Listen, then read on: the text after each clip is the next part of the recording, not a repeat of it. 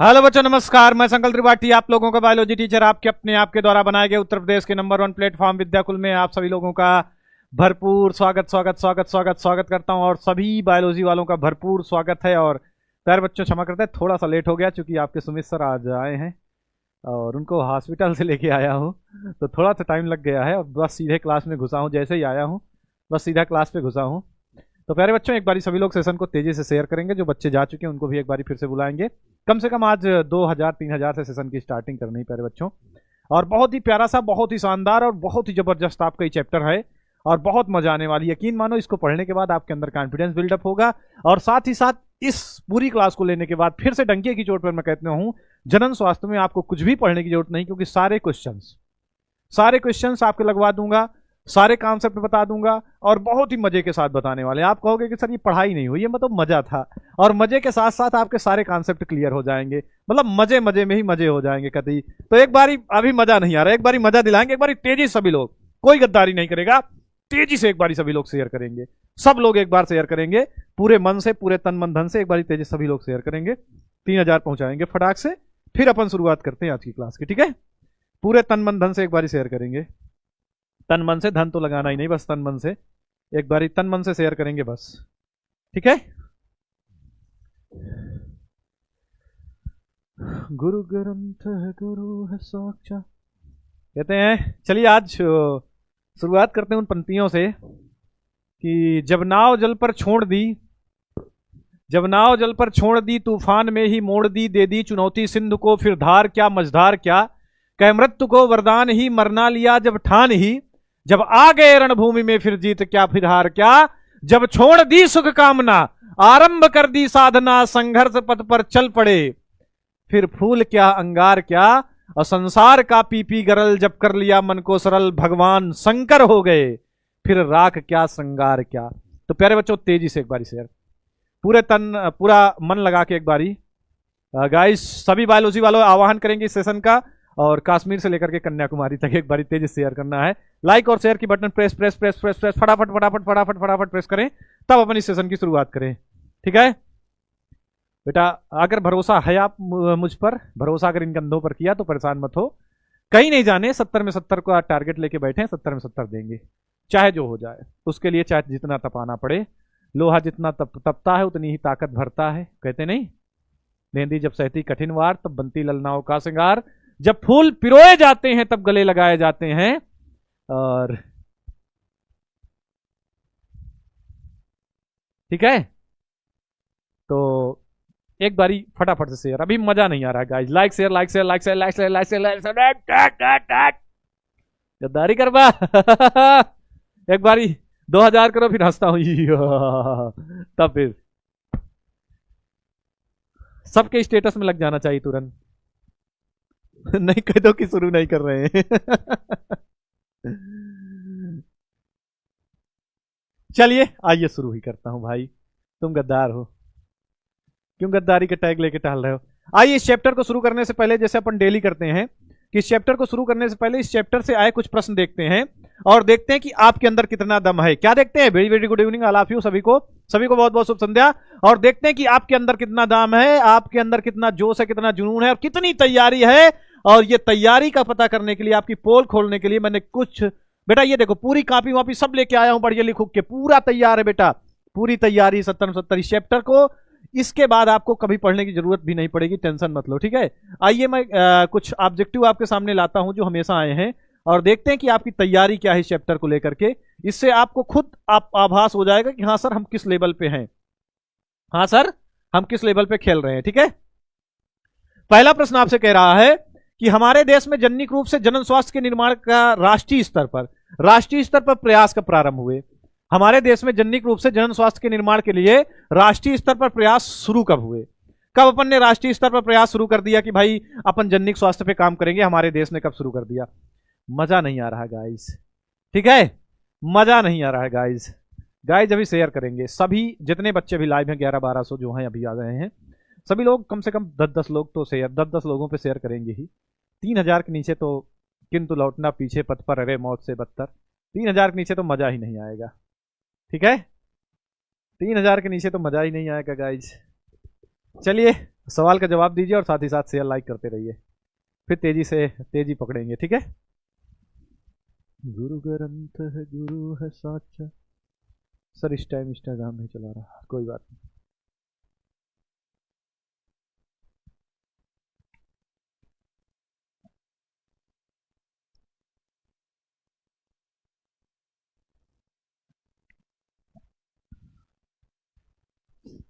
चलिए, सबसे ज्यादा जो उत्तर आ रहे हैं 1951। 1951 बिल्कुल सही जवाब है भाई। 1951 में शुरुआत हुई थी परिवार जनिक रूप से परिवार कल्याण के जो कार्यक्रम थे समाज स्वास्थ्य समाज वाले। निम्नलिखित में से जनसंख्या वृद्धि को रोकने का एक उपाय कौन सा है? जन्म दर में वृद्धि कर दो, विवाह की आयु में वृद्धि कर दो, शिक्षा का प्रसार कर दो, या बीसी दोनों, यानी कि आयु में वृद्धि प्रसार। इसको बताएंगे सभी लोग।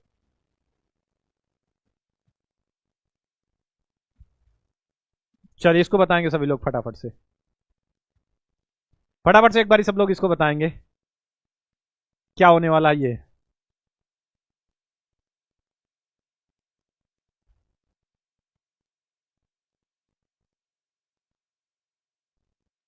चले जवाब देंगे सभी लोग फटाफट।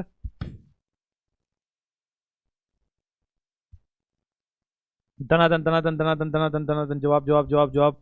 क्या यहाँ पे आते हैं SVCD? रितेश पोल लगा दो, दिखा देते हैं। पोल लगाते हैं बेटा और देखते हैं आपकी पोल।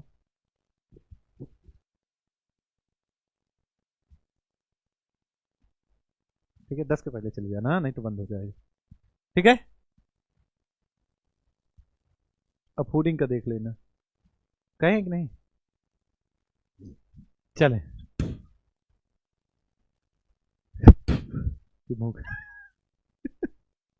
के बाद ज्यादा लगे।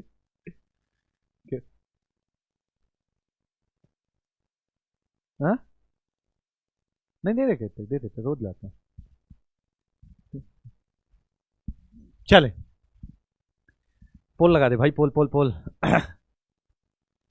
गुरु ग्रंथ। चलिए डी डी डी डी डी डी डी पोल करो भाई, पोल पोल पोल पोल पोल पोल पोल पोल पोल पोल गाइस पोल। अबे मजा नहीं आ रहा है, देखो अभी एनर्जी नहीं दे रहे हो तुम लोग। इतनी मेहनत किया सारा दिन, अभी भी मतलब इतना तगड़े से बनाओ सब कुछ करो, फिर बाद में मतलब तुम लोग यार मजा नहीं दे रहे हो भाई। हाँ तो मजा नहीं आ रहा, अभी शेयर नहीं कर पा रहे भाई। 3000 के नीचे क्या ही मजा आएगा, 3000 नीचे क्या ही मजा आएगा भाई। इतनी दूर से भाग के आया हूँ हॉस्पिटल से, 10 मिनट के अंदर आ गया एक्सीडेंटल। अब फिर भी तुम लोग यार अभी शेयर नहीं कर रहे हो। शेयर करो तो मैं फ्लो पकड़ूं, फिर एक बार भी नहीं कहूंगा। लाइक और शेयर की बटन ऐसे press press press press press press press ये जरूर करना है एक बार पूरे प्यार गाइज। बायोलॉजी वालों, मानव सेना में धोखा कोई नहीं करेगा। मैं सेनापति यहाँ खड़ा हूं, 70-70 दिलाऊंगा, लेकिन धोखेबाजी नहीं। चलिए भाई, इसके जवाब पे अगर मैं आऊं तो विवाह की आयु में वृद्धि कर दिया जाए, ये भी सही बात है, लेकिन शिक्षा का प्रसार कर दिया जाए, इससे भी जनसंख्या में वृद्धि रुकेगी। तो BC दोनों, यहां पे क्या जवाब है? यहां पे जवाब सही है BC दोनों। ठीक है, ठीक है, यहां पे क्या सही है? यहां पे BC दोनों सही है। ठीक है, आगे क्या पुरुष से संबंधित है? पुरुष से क्या संबंधित है? पुरुष क्या करवाते हैं? वैसेक्टोमी करवाते हैं, ट्यूबेक्टोमी करवाते हैं, गोलियां खाते हैं, क्या करवाते हैं पुरुष? बताओ पुरुष से क्या संबंधित है? वैसेक्टोमी, ट्यूबेक्टोमी, या अब पुरुष गोलियां तो खाता नहीं भाई, ना ना ना ना। ट्यूबेक्टोमी का मतलब होता है कि ये फाइलोपियन ट्यूब को काटना। ट्यूबेक्टोमी का मतलब है कट द फाइलोपियन ट्यूब, तो फाइलोपियन ट्यूब तो पुरुष में होता नहीं, निम्न से कोई नहीं तो हो ही नहीं। तो पुरुष संबंधित है वैसेक्टोमी। क्या है? वैसेक्टोमी, पुरुष में वास्ट डिफेंस को काटा जाता है। तो यहां पे सही जवाब आपका क्या है? तो सही जवाब आपका इज राइट आंसर। क्या सही जवाब है? सही जवाब आपका है ए। क्या है? ए सही जवाब है। ए सही जवाब है। यहां पे पुरुष से क्या संबंधित है? तो पुरुष से संबंधित है वैसेक्टोमी। क्या संबंधित है भाई? पुरुष से संबंधित है वैसेक्टोमी। वैसेक्टोमी का काम है पुरुष की नसबंदी। ठीक है, चले एक क्वेश्चन और कराता हूं।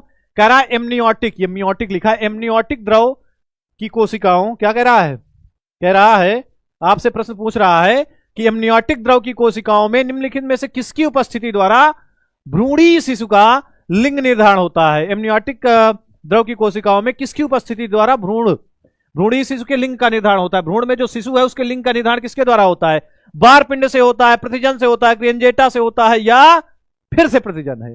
अबे इस गलत लिख दिया, ये क्या लिख दिया भाई? ये गलत लिख दिया। एक तो यहां पे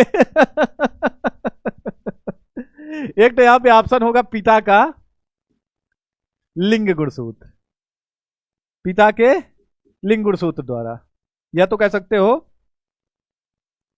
अच्छा एमनियाटिक फ्लूइड में, अगर एमनियाटिक, अच्छा एमनियाटिक फ्लूइड दिया तो एक चीज है यहां पे, बारपिंड। क्या है? बारपिंड इज राइट आंसर। बारपिंड के द्वारा भी पता चल जाता है। बारपिंड पता है कहां से मिलता है? बारपिंड मादा में होता है। ये अगर बारपिंड दिया है तो बारपिंड लगा दो, कोई दिक्कत नहीं। बारपिंड मादा में होता है। बारपिंड है क्या पूछा गया, अगर आपसे पूछा जाएगा कि बारपिंड क्या है, तो बारपिंड क्या है? मादा में 2 यक्ष गुणसूत्र हैं, और यक्ष गुणसूत्र का निष्क्रिय रूप ही क्या होता है? बारपिंड होता है। क्या होता है? एक्स गुणसूत्र का निष्क्रिय रूप ही क्या होता है? बारपिंड। क्या होता है? एक्स गुणसूत्र का निष्क्रिय रूप बारपिंड होता है। चलिए लास्ट क्वेश्चन। दिए गए यौन संचारित रोग में से उस रोग की पहचान कीजिए जो विशेष रूप से जननिक अंगों को प्रभावित नहीं करता। जो क्या करता है?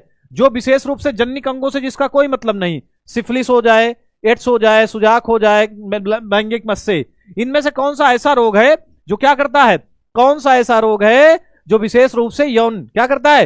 लैंगिक अंगों को प्रभावित नहीं करता, जिसका प्रभाव लैंगिक अंगों में नहीं है। फिर कहां है? कहीं दूसरी जगह जिसका प्रभाव है, उस रोग का नाम पूछ रहा है भाई। तो पढ़ लो, चाहे कहीं से क्वेश्चन आएगा, यहीं से डंके की चोट पे। प्यारे बच्चों अभी मजा देते रहो भाई, शेयर करते रहो। अभी जब तक फ्लो नहीं पकड़ता तब तक मजा नहीं आएगा। अभी शेयर करते रहो, शेयर ऐसे लाइक शेयर करते रहो, ठीक है? अभी ऐसे ऐसे उठाते रहो, ऐसे ऐसे उठाते रहो ऊपर की तरफ, बस ऊपर की तरफ उठाते रहो बस, ठीक है? जीवे नदी ना किनारे, जीवे अंबरा सदारे। हो गया? फटाफट से पोल करेंगे। पोल भी लगा होगा। पोल दिख रहा है भाई? पोल दिख रहा है भाई? पोल दिख रहा है कि नहीं दिख रहा है? पोल दिख रहा हो, पोल करते रहो। चले चले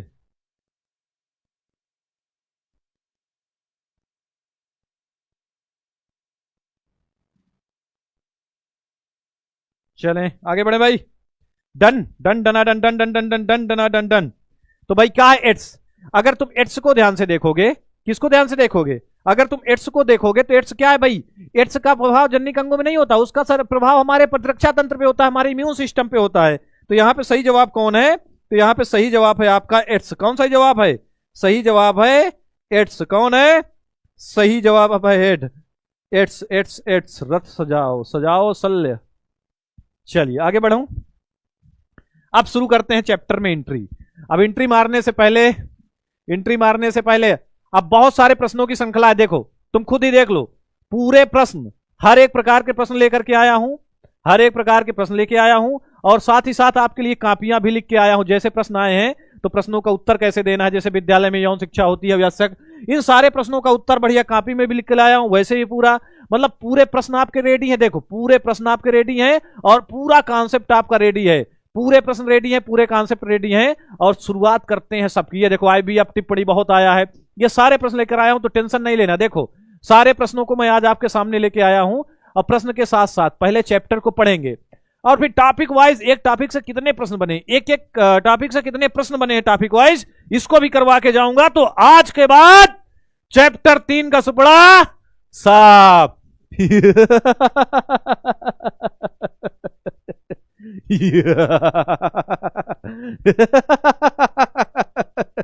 एक बार ही शेयर करेंगे। अभी सेशन शुरू, चैप्टर शुरू करेंगे भाई पूरे डंके की चोट पे। पोल को हटाओ, अब एक बार शेयर करेंगे। तुरंत 3000 पहुंचाना है। कितना पहुंचाना है? 3000 अब की बार, ठीक है? चलें तो पहले बात, जनन स्वास्थ्य क्या है? कई बार पूछा गया है, एकदम सिंपल सी परिभाषा, जनन स्वास्थ्य। अच्छा जनन स्वास्थ्य का अर्थ क्या है? जनन स्वास्थ्य का सामान्य अर्थ है कि सामान्य रूप से काम करने वाले जनन अंग। जनन स्वास्थ्य का अर्थ क्या है? एकदम नॉर्मल वाला अर्थ कि सामान्य रूप से कार्य करने वाले जननांग। अगर हमारे जननांग सामान्य रूप से कार्य करते हैं तो जनन स्वास्थ्य के अंतर्गत आता है आदमी। जिस आदमी के क्या होते हैं, जिस आदमी के क्या होते हैं भाई, सामान्य रूप से जनन अंग काम करते हैं, तो वो उस पे आता है। लेकिन क्या है बेटा, है क्या चीज? लेकिन WHO जो है हमारा, वर्ल्ड हेल्थ ऑर्गेनाइजेशन, WHO के बारे में आप लोगों ने सुना होगा। वर्ल्ड हेल्थ ऑर्गेनाइजेशन, कभी कभार पूछा जाता है WHO का मुख्यालय कहां है, तो WHO का मुख्यालय कहां है, ये सभी लोग कमेंट सेक्शन में खट खट खट खट खट खट खट लिखेंगे। WHO का मुख्यालय तो WHO कहता है ना ना ना ना, ये देखो सामान्य रूप से जनन स्वास्थ्य का अर्थ क्या है, तो देखो लिखा भी है, सामान्य रूप से जनन स्वास्थ्य का अर्थ है कि सामान्य कार्य करने वाले स्वस्थ जननांग। लेकिन WHO क्या कहता है, WHO कहता है नहीं, इतने से नहीं माना जाएगा। किसी भी आदमी के जननांग काम कर रहे हैं, सिर्फ इससे नहीं माना जाएगा कि वो जननिक स्वास्थ्य कम माना जाएगा। तो WHO कहता है उसको हम जननिक स्वास्थ्य तब मानेंगे जब वो शारीरिक रूप से, भावनात्मक रूप से, व्यवहारिक रूप से और सामाजिक रूप से, तीनों रूप से स्वस्थ है। ये नहीं कि उसका शरीर खराब है, जननांग गड़बड़ है। हाँ, WHO का मुख्यालय बहुत पूछा जाता है, कहां पर है WHO का मुख्यालय, कहां है, तो जिनेवा में है। स्विट्जरलैंड के जिनेवा में WHO का मुख्यालय है, स्विट्जरलैंड के जिनेवा में WHO का मुख्यालय है। और WHO कहता है कि जो व्यक्ति शारीरिक रूप से भी, मानसिक रूप से भी, सामाजिक रूप से भी, व्यवहारिक रूप से, हर प्रकार से अगर स्वस्थ होगा तभी वो जननिक स्वास्थ्य के अंतर्गत माना जाएगा, नहीं तो हम नहीं मानेंगे। शरीर से स्वस्थ है लेकिन दिमाग से पैदर है, ये देखो सामाजिक और भावनात्मक रूप से, व्यवहारिक रूप से, शरीर से तो स्वस्थ है, जननांग स्वस्थ है, लेकिन दिमाग से पैदर है, बुद्धि से बैल है, टोपा है, तो जनन स्वास्थ्य नहीं माना जाएगा। जनन अंग सही है, शरीर से गड़बड़ है, तो जननिक स्वास्थ्य उस व्यक्ति को नहीं मानता WHO। तो सामाजिक रूप से भी स्वस्थ हो, व्यवहारिक रूप से भी स्वस्थ हो, और कौन से रूप में भाई, सारे पहलू हैं, शारीरिक, भावनात्मक, सामाजिक, ये सारे पहलू हैं, भावनात्मक, ठीक है, सबसे स्वस्थ हो। कहानी खत्म। आगे चलते हैं कि जनन, देखो एक प्रश्न कई बार आया है, प्रश्न को ध्यान से सुनना, एक प्रश्न कई बार आया है कि बीते 50 वर्षों में, बेटा ये एनसीईआरटी का प्रश्न है, नया पैटर्न एनसीईआरटी पैटर्न, मैं कह रहा हूं कि अगर अभी एनसीईआरटी के क्वेश्चनों को पीछे ना पकड़ोगे तो एग्जाम में पछताना पड़ेगा। जितने भी एग्जाम में आपके प्रश्न आते हैं बेटा, नए ऐड होते हैं 20%, सब एनसीईआरटी के आते हैं। सब कहां के आते हैं, सब एनसीईआरटी के आते हैं। एनसीईआरटी नहीं, एनसीईआरटी तो एनसीईआरटी के नए प्रश्न आते हैं बेटा। और एनसीईआरटी ने एक प्रश्न दिया है कि बीते 50 सालों में जननिक स्वास्थ्य में काफी सुधार हुआ है, जनन संबंधी स्वास्थ्य में काफी सुधार हुआ है, लेकिन कौन से वो पहलू हैं जहां आज भी ध्यान देने की जरूरत है, ऐसे कौन से पहलू हैं जहां आज भी सुधार करने की जरूरत है। बीते 50 सालों में सुधार तो हो रहा है लगातार, लेकिन बीते 50 सालों में सुधार होने के बाद भी कौन कौन सी ऐसी जगह है जहां आज भी सुधार करने की जरूरत है। तो आइए देखते हैं कहां कहां अभी भी गलतियां हैं, कहां कहां अभी भी समस्याएं हैं, जनन स्वास्थ्य संबंधी समस्याएं क्या हैं, और उसके लिए हमारी कार्यनीतियां क्या हैं, हम उस पर सुधार कैसे कर रहे हैं, हमारी सरकार उस पर कैसे सुधार कर रही है। बहुत अच्छा टॉपिक है बेटा, ठीक है। साफ नहीं दिखाई दे रहा हूं बेटा, तो थोड़ा सा क्वालिटी बढ़ा लो, ठीक है। तो मनुष्य समाज, भाई जो हमारा समाज का आयु है, हमारा जो समाज है ये कैसे खुशहाल रहेगा, तो मानव जनन स्वास्थ्य का निर्धारण, भावी जनन स्वास्थ्य का निर्धारण हम तभी कर पाएंगे, जननिक स्वास्थ्य तभी मान जाएंगे जब जो हमारी भावी पीढ़ी है वो कैसी रहे, स्वस्थ रहे, खुशहाल रहे। और इस भावी पीढ़ी में आता कौन है, तो इस भावी पीढ़ी में 12 से 25 साल के युवा आते हैं। कौन आता है, 12 से 25 साल में, मतलब आप लोग हो इस पीढ़ी में, कौन हो, आप लोग हो। अगर आप लोग स्वस्थ हो, खुशहाल हो, आपको कोई जननिक रोग नहीं है, आपको सारी चीजें पता है, तब अच्छी बात है, तब जननिक स्वास्थ्य माना जाएगा। तो 12 से 25 साल के वर्ष के युवा शामिल हैं। इस वर्ग की मुख्य जनसंख्या विकासशील देशों में मिलती। कहां मिलती, विकासशील। अब 12 से 25 साल वाले लोग कहां हैं, तो 12 से 25 साल वाले लोग ज्यादातर कहां है, विकासशील देशों में। कहां है, ज्यादातर विकासशील देशों में है। विकासशील देश मतलब जो विकास के लिए अग्रणी है, जो विकास के काम में लगे हैं, जैसे भारत विकसित देश नहीं है, चाइना विकसित देश है, चीन हमारा विकसित देश है, लेकिन भारत हमारा विकसित देश नहीं, विकासशील है, मतलब विकसित होने के कगार पे है, विकसित होना चाहता है। तो इस देश में आप लोगों ने पढ़ा भी होगा हिस्ट्री वगैरह में कि सबसे ज्यादा अगर युवा कहीं भी है तो सबसे ज्यादा युवाओं का देश कहां पे, हमारा है। चाइना में जनसंख्या हमसे ज्यादा थी पहले, अब तो अपन नंबर 1 पे आ चुके हैं, चाइना नंबर 2 पे है। चाइना में जनसंख्या पहले ज्यादा थी, लेकिन वहां की आर्मी सुने ना कि बूढ़ी आर्मी है, हमारी जवान आर्मी, हमारे यहाँ जवान लोग ज्यादा हैं। तो हम लोगों के यहाँ विकासशील देशों में भारत एक विकासशील देश है, जो कि युवाओं की संख्या से अग्रणी देश है। अब जनन स्वास्थ्य संबंधी युवाओं को कौन सी समस्या आज भी है, आइए उन पे चर्चा करते हैं। बहुत अच्छी, और ये सारी चीजें आपके एग्जाम के लिए तो इंपॉर्टेंट है, एग्जाम पढ़ रहे हैं, एग्जाम के साथ साथ आपके डेली लाइफ के लिए भी बहुत इंपॉर्टेंट है, डेली लाइफ के लिए भी इंपॉर्टेंट है, डेली लाइफ से रिलेटेड कंटेंट है प्यारे बच्चों। आइए तो शुरू करते हैं, ठीक है। आइए शुरू करते हैं कि कौन कौन सी समस्याएं हैं। तो पहली समस्या देखो भाई, भारतीय युवा व्यक्तियों के जीवन में जनन स्वास्थ्य संबंधी समस्याओं का पहला कारण क्या समस्या है। पहला कारण यह है कि यौनारंभ। यौनारंभ जानते हो ना, जैसे यौनारंभ होता है, यौनारंभ की एज भी आपको बताई गई है। यौनारंभ के समय क्या होता है भाई, यौनारंभ के जैसे हुआ तो यौनारंभ जैसे ही होगा तो आपको पता है कि जनन क्षमता का विकास होगा बच्चे की। जैसे ही यौनारंभ होगा तो बच्चे की जनन क्षमता का विकास होगा, और जनन क्षमता की विकास के साथ साथ उसके अंदर द्वितीयक लैंगिक लक्षण आएंगे। द्वितीयक लैंगिक लक्षण कौन आए हैं? द्वितीयक लैंगिक लक्षण दाढ़ी आएंगे, मूछ आएंगे, कंधे चौड़े होंगे, बॉडी में थोड़ा ताकत आएगी। ताकत के साथ साथ एक चीज और आएगा, अट्रैक्शन बढ़ेगा उसका फीमेल के प्रति, अपने अपोजिट लिंग के प्रति क्या होगा? अट्रैक्शन बढ़ेगा। क्या होगा? अपोजिट लिंग के प्रति क्या होगा? अट्रैक्शन भी बढ़ेगा, अट्रैक्शन भी बढ़ेगा। अब कुछ बच्चों में क्या होता है भाई, कुछ बच्चों का विवाह कुछ स्थानों पर भाई बाल विवाह हो जाता है। यौनारंभ से पहले बालिका का विवाह कर दिया गया। अब कह दो गुरुजी अब तो बाल विवाह होता नहीं, अब तो बूढ़ विवाह होता है। अब तो बाल विवाह होता नहीं, अब तो बूढ़ विवाह होता। अब लोग बुढ़े हो जाते हैं, एसएससी की तैयारी, बैंक की तैयारी, रेलवे की तैयारी, फिर बाद में क्या हुआ, सरकारी नौकरी नहीं पाए तो प्राइवेट नौकरी की तैयारी, फिर प्राइवेट नौकरी के बाद उसने थोड़ा सा जिंदगी जिया, फिर 30-35 साल का हो गया, जब जान गया हाथ नहीं मार पाऊंगा कहीं, तब शादी करता है। लेकिन आज भी कुछ जगह है, कुछ ऐसे स्थान है, कुछ जगह है जहां पे आज भी ये प्रथा चल रही है। कुछ विशेष स्थान है, कुछ विशेष जातियां हैं जहां पे ये प्रथा चल रही है। वहां पे क्या किया जाता है कि यौनारंभ के पूर्व ही, मतलब पहले ही विवाह कर दिया जाता है, और उस बच्ची का विवाह पहले कर दिया गया बालिका, तो बालिका गर्भधारण के लिए पूर्ण रूप से तैयार नहीं होती।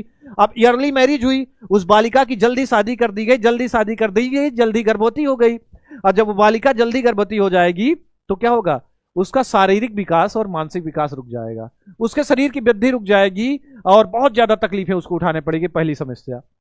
दूसरी समस्या क्या है कि गर्भधारण के पश्चात पर्याप्त पोषण व उचित देखभाल में माता और शिशु की मृत्यु दर अधिक होना। गर्भधारण, प्यारे बच्चों अगर आप ध्यान से समझें, आप बायोलॉजी के स्टूडेंट हैं, बायोलॉजी की सोच रखो, थोड़ा सा बायोलॉजी की सोच रख के चलो कि भाई एक महिला है जो जिसके गर्भधारण हो चुकी है, मतलब प्रेग्नेंट हो चुकी है। अगर एक महिला प्रेगनेंसी के दौरान आती है तो महिला महिला नहीं है, उस महिला के अंदर दो लोग हैं। क्या है? उस महिला के अंदर दो लोग हैं। कौन कौन से लोग हैं? उस महिला के अंदर दो लोग हैं, एक वो महिला है, एक उस महिला के अंदर पल रहा बच्चा, वो डबल है। वो कितने लोग हैं? वो डबल लोग हैं। एक बच्चा है उसके गर्भ में जो रैपिडली ग्रो कर रहा है। वो बच्चा क्या कर रहा है? रैपिडली ग्रो कर रहा है, बहुत ही तेजी से बढ़ रहा है, बहुत ही तेजी से उसके अंदर समसूत्री भाजन लगातार हो रहे हैं। एक छोटा सा एम्ब्रियो बहुत तेजी से एक शिशु बनाने में लगा है उसके गर्भ के अंदर। जब एक छोटा सा एम्ब्रियो बहुत तेजी से शिशु बनाने में उस महिला के गर्भ के अंदर लगा है, तो सोचो उस महिला में दो आदमी हैं, तो उस महिला को डबल पोषण और डबल केयर, डबल पोषण, डबल न्यूट्रिशन, एक्स्ट्रा ही नहीं, डबल न्यूट्रिशन, खाने पीने में ध्यान दे, और डबल केयर, एक महिला की केयर बस उसके बच्चे की डबल केयर चाहिए। लेकिन उस दरमियान बहुत लोग कहते हैं अरे कुछ नहीं, हमारे यहाँ आजी बाबा आ जाते हैं, बूढ़ो आदमी, बुढ़ारे कुछ नहीं होता है लाला, हमारे एक दो जमाने में मेहरारे बढ़िया हमें कुछ नहीं होता रहा, बढ़िया गर्भधारण के बाद भी बढ़िया काम करें, काम करने के बाद बढ़िया स्वस्थ रूप से नॉर्मल डिलीवरी हो, वो कुछ नहीं होता था। पता नहीं अब की मन महिलाएं क्यों कोमल हो गई, पता नहीं क्या हो गई, ठीक है, पता नहीं महिलाएं क्या हो गई, कोमल हो गई, क्या हो गया। तो बेटा ऐसा कुछ नहीं है, महिलाएं कोमल नहीं हुई, उनका वातावरण कोमल हुआ। क्या हुआ? उनका वातावरण क्या हुआ? वातावरण कोमल वाला हो गया। भाई खान पान, पहले का खान पान दूसरा था, पहले का वातावरण दूसरा था, तो पहले की लोगों की प्रतिरक्षा अलग थी, अब का खान पान दूसरा है, अब का वातावरण दूसरा है, तो अब की प्रतिरक्षा अलग है। अब की प्रतिरक्षा क्या है? अलग है। तो पहले वालों को अब से कंपेयर ना किया जाए तो ज्यादा अच्छा है। अब तो कोमल होंगी क्योंकि वैसा वातावरण, आदमी अपनी वातावरण और अनुवांशिकता का गुणनफल है, तो उनकी कोई गलती नहीं है, नो मैटर। अब उनको एक्स्ट्रा केयर की और एक्स्ट्रा देखभाल की जरूरत है। इसीलिए सरकार क्या करती है? सरकार उनके लिए एक पशु आहार, पशु आहार कह रहा हूं, एक वो पुष्टाहार लॉन्च करती है गर्भवती एवं धात्री महिलाओं के लिए। तुम लोगों ने देखा होगा कि आंगनबाड़ी में तुम लोगों ने देखा होगा कि एक पुष्टाहार आता है, उस पर लिखा होता है, एक बाल वाला आता है, बाल पुष्टाहार बच्चों को देने के लिए पोषक पदार्थ सरकार फ्री में देती है आंगनबाड़ी के द्वारा। एक आता है उसमें लिखा रहता है गर्भवती एवं धात्री महिलाओं के लिए। गर्भवती मतलब जो महिला गर्भवती उसको दो, उसको भी न्यूट्रिशन की, उसको अच्छे अच्छे खाना पीना, बढ़िया फल फूल दूध और सारी चीजें देने की जरूरत है। और साथ ही साथ और धात्री महिलाओं का भी होता है। धात्री महिला की जो महिला अपने बच्चे को स्तनपान करा रही है, धात्री महिला किसको बोलते हैं? जो महिला अपने बच्चे को स्तनपान करवा रही है वो धात्री महिला है। तो उचित पोषण और देखरेख की जरूरत है नहीं, अगर नहीं किया जाएगा उचित पोषण देखरेख तो माता और शिशु की मृत्यु दर बढ़ेगी। ठीक है, अगली बात, अगली समस्या क्या है? शिक्षा के अभाव में शिक्षा एवं जागरूकता के अभाव में जनांगों की अस्वच्छता से यौन जनित रोगों को बढ़ावा मिलना। भाई उनको शिक्षित नहीं है, उनको पता नहीं है, शिक्षा के अभाव में और जागरूकता के अभाव में उनको पता नहीं जनांगों की सफाई कैसे करनी है। अशिक्षा के कारण और जागरूकता के अभाव के कारण जनांगों की साफ सफाई, हाइजीन का नहीं ध्यान देती। भाई मेंस्ट्रुएशन साइकिल चल रहा है या कोई लड़का है वो अपने जनांगों की हाइजीन पे नहीं ध्यान देता। जब अपने जनांगों के हाइजीन पर नहीं ध्यान देता तो जनांगों में सुफलिस, गोनोरिया, दांत, खाज, खुजरी, लद्दर ये सब होने लगते हैं और परेशान हो जाता है। तुम खुद सोचो, अगर एक बच्चा 12 से 25 साल का है, वो हमारे देश का भविष्य है, उसको कुछ करके दिखाना है, और वो बच्चे के अंदर जनांगों पे कोई समस्या आ जाएगी तो उसका शारीरिक विकास भी रुकेगा और मानसिक डिस्टर्ब रहेगा। मानसिक विकास रुक जाएगा, बेचारा पढ़ लिख नहीं ठीक से पाएगा, कुछ काम नहीं कर पाएगा, और ये ऐसा रोग है कि दबाता रह जाएगा। तो दिक्कत है। तो अस्वच्छता और यौन संचालित रोगों को बढ़ावा देना, इसके लिए सरकार क्या करती है? तो इसके लिए सरकार यौन शिक्षा देती है। क्या देती है? इस काम के लिए सरकार विद्यालयों में यौन शिक्षा देती है। आप लोग देखो कि कक्षा 10 और 12 में ये सारी चीजें पढ़ाई जाती है। एनसीईआरटी आप खोलो, क्या खोलो? अगर आपने कभी भी एनसीईआरटी खोली होगी तो इसी चैप्टर 3 में एक तरफ पूरा कॉलम बना है। इसी एनसीईआरटी में चैप्टर 3 में एक तरफ पूरा कॉलम बना है और उसमें लिखा है कि भाई कैसे हाइजीन का ध्यान देना है, मेंस्ट्रुएशन साइकिल के दौरान, आर्तव चक्र के दौरान स्वच्छता का कैसे ध्यान देना है, पूरा बच्चों को पढ़ाया जाता है बकायदे। इतना ही नहीं, मैंने बताया था कि विदेशों में क्लास 10 के सिलेबस पे लगभग 60 से 40% सिर्फ सेक्स एजुकेशन पढ़ाया जाता है। इंडिया में तो कम है। विदेशों में यही सारी चीजें बच्चों को जागरूक करने के लिए, भ्रांतियों से दूर करने के लिए 60 से 40% कक्षा 10 के बच्चों को सिर्फ सेक्स एजुकेशन दिया जाता है कि भाई ये ले लो। साइंस में 60 से 40% सेक्स एजुकेशन, ठीक है, क्योंकि बच्चे जाने, समाज उनके अंदर भ्रांतियां भर देता है। यहां पढ़ेंगे तो समझेंगे, सही राह पे जाएंगे कि हाँ भाई ये सही है, ये गलत है। कम उम्र में बार बार संतान उत्पन्न होना, इसमें महिला के स्वास्थ्य में, भाई महिला कोई शरीर मशीन तो नहीं बच्चे देने। कम उम्र में बार बार अगर बच्चे हो रहे हैं तब भी उस महिला को बहुत ज्यादा तकलीफ होगी, पीड़ा होगा, कष्ट होगा। परिवार नियोजन की विधियों की जानकारी के अभाव में जनसंख्या का बढ़ना, ये समस्याएं आज भी हैं। ये समस्याएं क्या है भाई? ये समस्याएं आज भी हैं। अब इन समस्याओं से निपटने के लिए भारत सरकार ने क्या किया? सबसे पहले पहला कदम भारत सरकार ने उठाया। 1951 में एक कार्यक्रम लाया। क्या? उस कार्यक्रम का नाम है परिवार नियोजन कार्यक्रम, फैमिली प्लानिंग। एक राष्ट्रीय योजना की शुरुआत की जिसका नाम था फैमिली प्लानिंग। और फैमिली प्लानिंग का नारा क्या था भाई? फैमिली प्लानिंग का नारा था हम दो हमारे दो। क्या नाम था? फैमिली प्लानिंग का नारा था हम दो हमारे दो। क्या नारा था भाई? हम दो हमारे दो। इसी फैमिली प्लानिंग का नारा था छोटा परिवार सुखी परिवार ना। छोटा परिवार, क्या नारा था भाई? छोटा परिवार सुखी परिवार, ये नारा था भाई इसी का नारा था 2 बच्चे हैं मीठी खीर इससे ज्यादा बवासीर। इसी का नारा था, परिवार नियोजन कार्यक्रम का नारा था 2 बच्चे हैं मीठी खीर इससे ज्यादा बवासीर। ये भी परिवार नियोजन वालों का नारा था। अब शुरुआत की हुई बेटा, आप ध्यान से समझना बेटा, बढ़िया बकायदे तुम लीड लगा लो, समझते जाओ, ध्यान से समझना। ये कार्यक्रम की शुरुआत हमने कहा 1951 पे हुई। कब हुई? 1951 पे ये कार्यक्रम शुरू हुआ। तो 1951 के लोग रूढ़वादी थे। वो लोग इन सारी चीजों को सुनते ही नहीं थे। अरे छोटा परिवार नहीं, जेठ गदेल हुई है सब, गदेल आपन किस्मत लग क्या होते हैं, कोई बात नहीं। कोई सुनता ही नहीं था भाई। तो सुनता ही नहीं था तो सरकार क्या करती? रेडियो के माध्यम से छोटा परिवार सुखी परिवार का नारा लगाती, प्राइमरी के दीवालों पर लिखवा दिया जाता। मुझे याद है कि बसों के पीछे लिखा रहता था। बसें, जब बचपन में मैंने देखा है, बसों के पीछे लिखा रहता था हम दो हमारे दो। तभी से ये नारा मुझे पता चल गया था। मैं इसका मतलब नहीं समझता था बचपन में, लेकिन पढ़ता था हम दो हमारे दो, छोटा परिवार सुखी परिवार में जगह जगह लिखा देखता था। और पता क्या करते थे? फिर भी लोग ना समझे तो ट्रक वाले ये भी लिखे रहते थे 2 फूल 1 माली, मतलब हम दो हमारा एक, 2 फूल 1 माली, ऐसे भी लिखते थे। लेकिन अब वो जमाना बदल गया। अब बस वाले लिखते हैं हंस मत पगली प्यार हो जाएगा, देख सहेली तेरा साजन जा रहा है, ऐसा कुछ लिखते हैं। लेकिन पहले ये सब लिखते थे क्योंकि सरकार कहती थी भाई ये तू लिख, ठीक है। अब इतने के बाद भी लोग ना माने तो सरकार ने कहा ऐसा करो, डॉक्टर वाक्टर जाए, गांव में डॉक्टरों की टीम जाए, लोगों को जागरूक करे। यौन संचालित रोगों के बारे में जागरूक करे, स्वच्छता के बारे में जागरूक करें, कम बच्चे पैदा करें, छोटा परिवार सुखी परिवार होता है, इन चीजों पर जागरूक करें।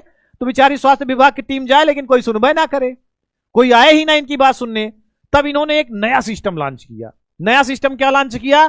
ये लोग जब जाते थे गांव में तो अपने साथ एक छोटा मोटा जादूगर पकड़ लेते थे। वो छोटा मोटा जादूगर जादू दिखाया करता था। कैसे? वो जादूगर ऐसे ऐसे करे, रुमाल को ऐसे ऐसे करके डंडा बना दे, ये देखो डंडा बन गया, खड़ा हो गया, ऐसे ऐसे करे और ऐसे कबूतर उड़ा दे, कपड़े को ऐसे ऐसे पकड़ के कबूतर उड़ा दे, ऐसे नाक का नगीना देखो, चिकनी चमेली देखो, चिकना कमीना देखो, चांदनी चिदर हो के चीट किया तो सारे तारे बोले गिली गिली आखा, तो कबूतर उड़ा देता था वो। तो लोग इकट्ठा हो जाते थे। इन सारी चीजों से क्या होता था? इन सारी चीजों से लोग इकट्ठा हो, और जब लोग इकट्ठा हो जाते हैं, जादू देख जादू देख जादू देख जादू देख, नाक का नगीना देख, चिकनी चमेली देखा तो जादू देखने के लिए लोग इकट्ठा हो, तो बीच में वो सबको बताने लगे परिवार नियोजन के कार्यक्रम। मुझे याद है मैं एक बार गया था बचपन में, एक मंदिर के पास हो रहा था, सब लोग इकट्ठा थे, तो वहीं पे उसने बताया था, मुझे वो शब्द आज भी याद है, कहा एक परिवार नियोजन का क्या बताया था, ये सब बताया था, ये सब नहीं समझ पाया था, लेकिन एक चीज मैं समझ पाया था। उसने कहा था अगर आप चाहते हैं कि बच्चा गोरा पैदा हो तो महिला को बढ़िया फल फूल खिलाओ और मेवा में वो खिलाओ, कुछ उसने वो बताया था, क्या बोलते हैं, क्या कहते हैं उसको, सूखे मेवे और फल फूल बताया था। अगर आप सूखे मेवे और फल फूल की ज्यादा खिलाओगे महिला को तो आपका बच्चा गोरा पैदा होगा। अब साला मैं ज्यादा अनजान तो था, लेकिन फिर भी इतना समझ रहा था। मैं कहा हाँ, point should be noted point should be noted, इतना नोट कर लिया था। ठीक है, तो ये सारी चीज कार्यक्रम परिवार नियोजन चलाया। तो इस कार्यक्रम का उद्देश्य क्या था? तो जनन संबंधी विषयों की जानकारी ये कार्यक्रम देता था। जनन संबंधी विषयों की जानकारी ये कार्यक्रम देता था। बस पॉइंट पॉइंट लिखना, इनको डिस्क्राइब नहीं करना, क्योंकि डिस्क्राइब नहीं आएगा। ठीक है, फिर क्या करता था? यौन शिक्षा देता था। इसी कार्यक्रम के तहत क्या किया गया? इसी कार्यक्रम के तहत यौन शिक्षा दी गई। कौन सी शिक्षा? यौन शिक्षा। कि विद्यालयों और कॉलेजों में बच्चों को यौन शिक्षा दी जाए। यौन शिक्षा के क्या है? तो यौन शिक्षा से जो समाज में भ्रांतियां फैली है ना इन जनांगों को लेकर, समाज में फैली भ्रांतियां, क्या है भाई? समाज में फैली भ्रांतियों को दूर करने के लिए, क्या लिए? भ्रांतियों को दूर करने के लिए, समाज में फैली भ्रांतियों को दूर करने के लिए, समाज में फैली भ्रांतियों को दूर करने के लिए यौन शिक्षा देना शुरू किया बच्चों को, कि भाई ऐसा कुछ नहीं है, ये कोई बहुत बड़ा तोप नहीं है, जैसे जन्नांग है, फला फला जन्नांग का ये काम है। यहां से एक प्रश्न आता है कई बारी कि विद्यालयों में यौन शिक्षा देना आवश्यक है या नहीं है? वही कहीं रखा है ये, क्या बाहर? देखिए बाहर ना मिले तो बताइएगा। तो विद्यालयों में यौन शिक्षा देना क्यों आवश्यक है, यह क्वेश्चन आया है। क्या सही है या नहीं है? तो यह प्रश्न आया है, आपको दिखा दूं बेटा, यह प्रश्न आया है और इसका उत्तर आप क्या लिखोगे? कि हाँ आवश्यक है। तुम खुद बताओ, क्या विद्यालयों में यौन शिक्षा देना आवश्यक है कि नहीं है? बताओ, विद्यालयों में यौन शिक्षा देना आवश्यक है या नहीं है? एक बारी बताएंगे मुझे सभी लोग, एक बारी मुझे सभी लोग बताएंगे विद्यालयों में यौन शिक्षा देना आवश्यक है कि नहीं आवश्यक है। ठीक है, ये प्रश्न आया है 4-5 बारी, और ये प्रश्न यहां का नहीं है, यूपी बोर्ड ने पूछा और ये भी एनसीईआरटी का प्रश्न है। क्या विद्यालयों में यौन शिक्षा देना आवश्यक है? यदि हां तो क्यों? क्या कहा प्रश्न ने? कहा यदि हां तो क्यों? तो क्यों आवश्यक है? तो भाई क्यों आवश्यक है पता ही होगा आपको, कि इससे बच्चों को अपने जन्नांगों के बारे में पता चलेगा। किसके बारे में पता चलेगा? अपने जन्नांगों के बारे में, समय के अनुसार जन्नांगों में होने वाले परिवर्तन के बारे में सही जानकारी प्राप्त होगी। नहीं, समाज के लोग बड़ा उठपटांग बताते हैं, ये दुनिया उठपटांगा, ये दुनिया उठपटांगा। तो समाज के लोगों जो भ्रांति फैला रहे हैं उसकी जानकारी, वे जनन अंगों की सफाई की देखभाल के प्रति क्या होंगे? सजग होंगे और रोगों से बचाव होगा। एसटीडी, सेक्सुअल ट्रांसमिटेड डिजीज, जो रोग यौन संचारित रोग हैं, यौन संबंधों से फैलते हैं, इनके बारे में ना, जो रोग यौन संबंधों से होते हैं उनके बारे में जान पाएंगे ना, जो रोग यौन संबंध द्वारा फैलते हैं उनके बारे में जान पाएंगे लोग। बच्चों को यौनावस्था में होने वाले शारीरिक परिवर्तन, मानसिक और व्यवहारिक परिवर्तनों के बारे में सही जानकारी प्राप्त हो। तो ये 4 पॉइंट हैं, इन पॉइंट्स को आप अपने अकॉर्डिंग बना के लिख भी सकते हो। ठीक है, 900 से सीधा क्रॉस। अबे ई का बानर सेना में धोखा अरे वाले करवा लिया ना बेइज्जती बेटा, बायो वालों बेइज्जती करवा लिया तुम लोगों ने, मन टूट गया। अभी अभी अभी अभी मुकेश सराय दिखाए कि देखो मैथ में वाचिंग है 2700, 2700 से 3000 वाचिंग है, यहाँ वाचिंग है 1500। मतलब यार मैं इसीलिए बार बार कह रहा था कि भाई आज मुकाबला बराबर है, एक वीर उधर है एक वीर इधर है, तीरन पे खेत खींचे तीर तीर, तीरन पे तीर चलावे हर हर महादेव। आज मुकाबला दो तरफा, साथ साथ लाइव है मैथ बायो, और तुम लोगों ने बेइज्जती करा ली, कति बेइज्जती करा लिया, कदई बेइज्जती करा ली तुम लोग। इसीलिए आज मैं बार बार चिल्लाता रहा था शेयर करो शेयर करो। अब पता है जब तुम लोग 1000, जब तुम लोग 1500 थे तब वो 900 थे, लेकिन उनके बच्चों ने इतना शेयर किया, उनके बच्चों ने इतना शेयर किया कि वो तुरंत 3000 हो गए, तुम्हारे 1500 900 में। तो एक बारी तुम फिर से शेयर करो, तो ये मैं सारे पीडीएफ दे दूंगा, टेंशन मत लो। एक बारी फिर से शेयर करो, फिर आगे बढ़ते हैं। एक बारी फिर से शेयर करो भाई, लाइक और शेयर करो। काहे गद्दारी करवा रहे हो भाई, काहे बेइज्जती करवा रहे हो मेरी, जीने नहीं दोगे तुम लोग हैं? बेटा हर बोर्ड में है ये चैप्टर, बिहार बोर्ड नहीं हर बोर्ड में, एनसीईआरटी सभी बोर्ड में लागू, एनसीईआरटी के चैप्टर है।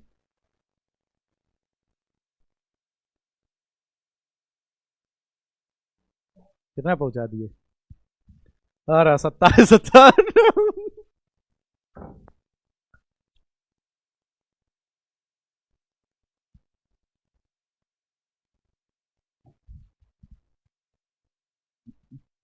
अब मैं चला जाऊंगा भाई, अब मैं हिमालय चला जाऊंगा। तुम लोग गद्दार हो, धोखेबाज बाय वालों, अब मुझे त्यागना पड़ेगा। ये हार एक विराम है, जीवन महासंग्राम है, तिल तिल मिटूंगा पर दया की भीख मांगूंगा नहीं, वरदान मांगूंगा नहीं, अपने हृदय की वेदना मैं व्यर्थ त्यागूंगा नहीं, वरदान मांगूंगा नहीं। ठीक है, चलें।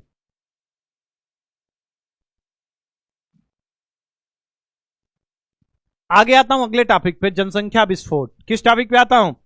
अगले टॉपिक को आता हूं, जनसंख्या विस्फोट। कहां पे आता हूं? जनसंख्या विस्फोट क्या होता है?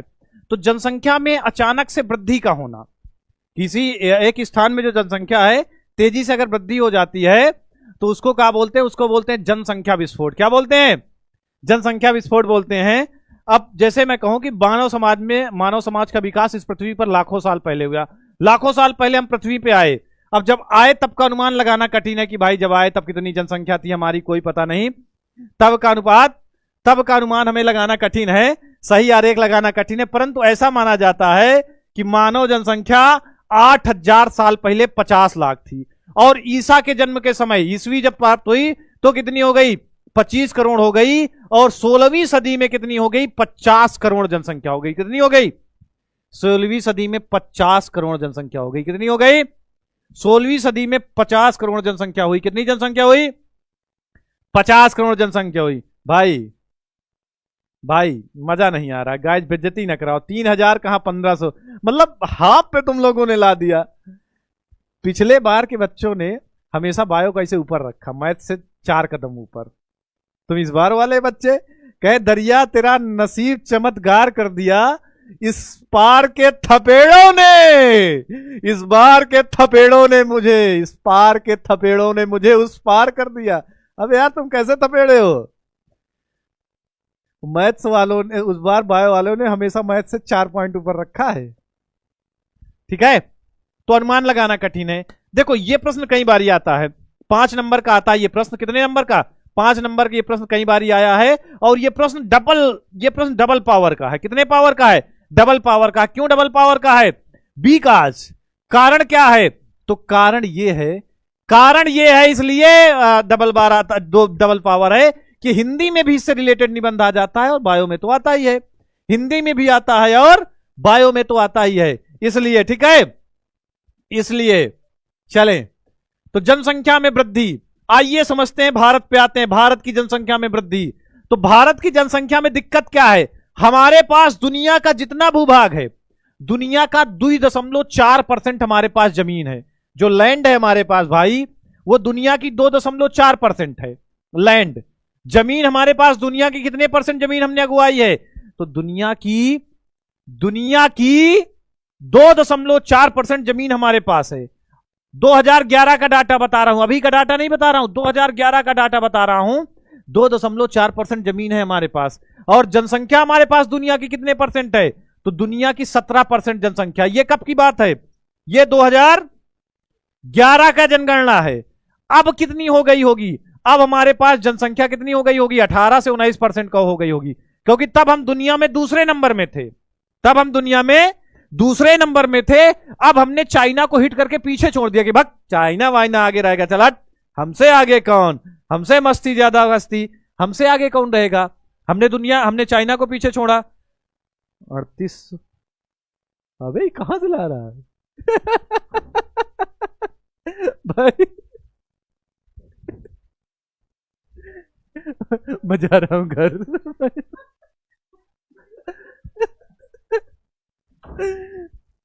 भाई मैं तुम्हें 4000 हो गए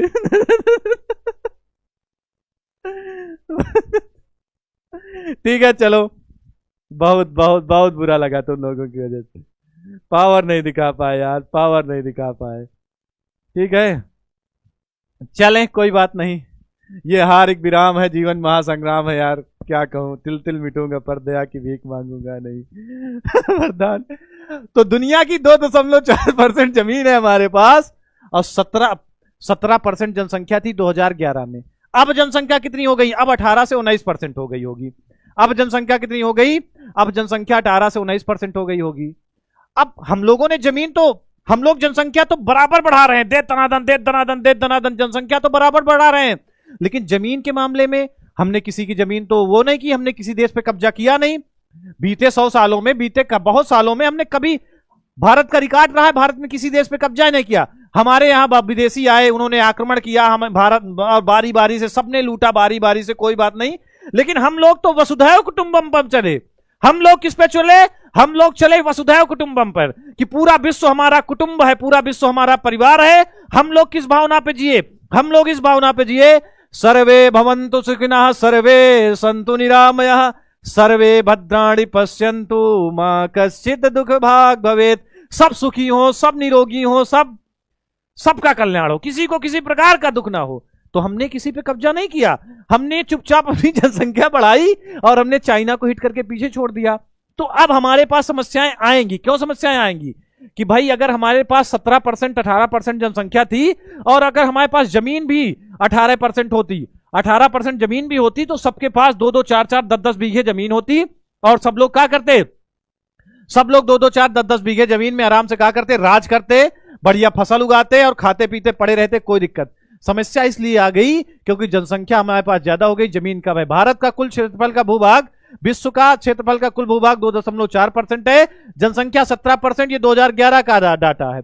अब देखो, तब चाइना क्या था? तब चाइना दूसरे नंबर पे था। मैंने कहा ये जब डाटा है जब का, तब चाइना पहले नंबर पे था। अब हम पहले नंबर पे हैं 20वीं सदी के शुरुआत में। लेकिन 20 वर्षों में चाइना की जो ग्रोथ रेट थी वो 0.5% थी। बीते 20 सालों में, बीते 20 वर्षों में हमने 5.4 की दर से, कितने की दर से? 5.4 की दर से भारत की जनसंख्या कितनी हो गई? 25 करोड़ हो गई। कितनी हो गई? 25 करोड़ हो गई। 2001 में और तेज से बढ़ी, 100 करोड़ से ज्यादा हो गई। 2011 में और तेज से बढ़ी, 121 करोड़ हो गई। 2011 में कितनी हो गई? 2011 में ये जनसंख्या 121 करोड़ हो गई। अब धीरे धीरे और बढ़ती चली गई, धीरे धीरे क्या हो गई? बढ़ती चली गई, बढ़ती चली गई। अब 2024 है भाई, कितने करोड़ है? 2024 में तो 33 करोड़ देवी देवता सब, बहुत ज्यादा हो गई। ठीक है, चले आगे बढ़े। जनसंख्या वृद्धि के कारण क्या है? तो देखो, पहले क्या होता था, समय समय पर आंधी आती थी, तूफान आता था, भूचाल आता था, महामारी आती थी, बरसात नहीं होती थी, लोग मर जाते थे, लोग मर जाते थे। लेकिन अब हमारे पास निपटने का, हम अपन लोग आंधी तूफान सूखा बाढ़ सबसे निपट लेते हैं। महामारी आई, कोरोना महामारी आई, इससे भी हम लोगों ने निपट लिया। तो सबसे निपटने के कारण जनसंख्या बढ़ रही है। आइए कुछ रीजंस की बात करते हैं। और क्या रीजन है? तो और रीजन है निम्न सामाजिक स्तर। पहला रीजन है कि हमारा जो सामाजिक स्तर है बहुत निम्न है। यहां के लोगों का सामाजिक स्तर बहुत निम्न है। वो लोग सोचते हैं कि जितने बच्चे पैदा होंगे, भारत के लोग, भारत की ज्यादातर जनसंख्या गांवों में निवास करती है, भारत की ज्यादातर जनसंख्या गांवों में निवास करती है। तो गांव वाले लोग ये सोचते हैं, उनका सामाजिक स्तर क्या है कि भाई अगर हमारे 4 बेटवा होंगे, 4 बेटवा भय, गांव के लोग ये सोचते हैं कि जितना बच्चा पैदा होगा उतना ज्यादा पैसा कमाएंगे। तो जैसे उन्होंने सोचा कि 4 बच्चा पैदा भे, 4 ठौरे का हम दिल्ली कमाए भेजा तो 10-10 हजार कमाए। कितना हजार? 10-10 हजार 4 ठो लौंडा हमार कमा के अगर बचा के भेजिन, दिल्ली में 20 हजार कमाइए, 10-10 हजार में खर्चा चलाइए, 10-10 हजार बचा के भेजिए, तो 40,000 रुपया, 40,000 रुपया बच के आ जाए ना। वो लोग ये सोचते हैं जितने बच्चे उतना पैसा। क्या सोचते हैं? जितने बच्चे उतना पैसा।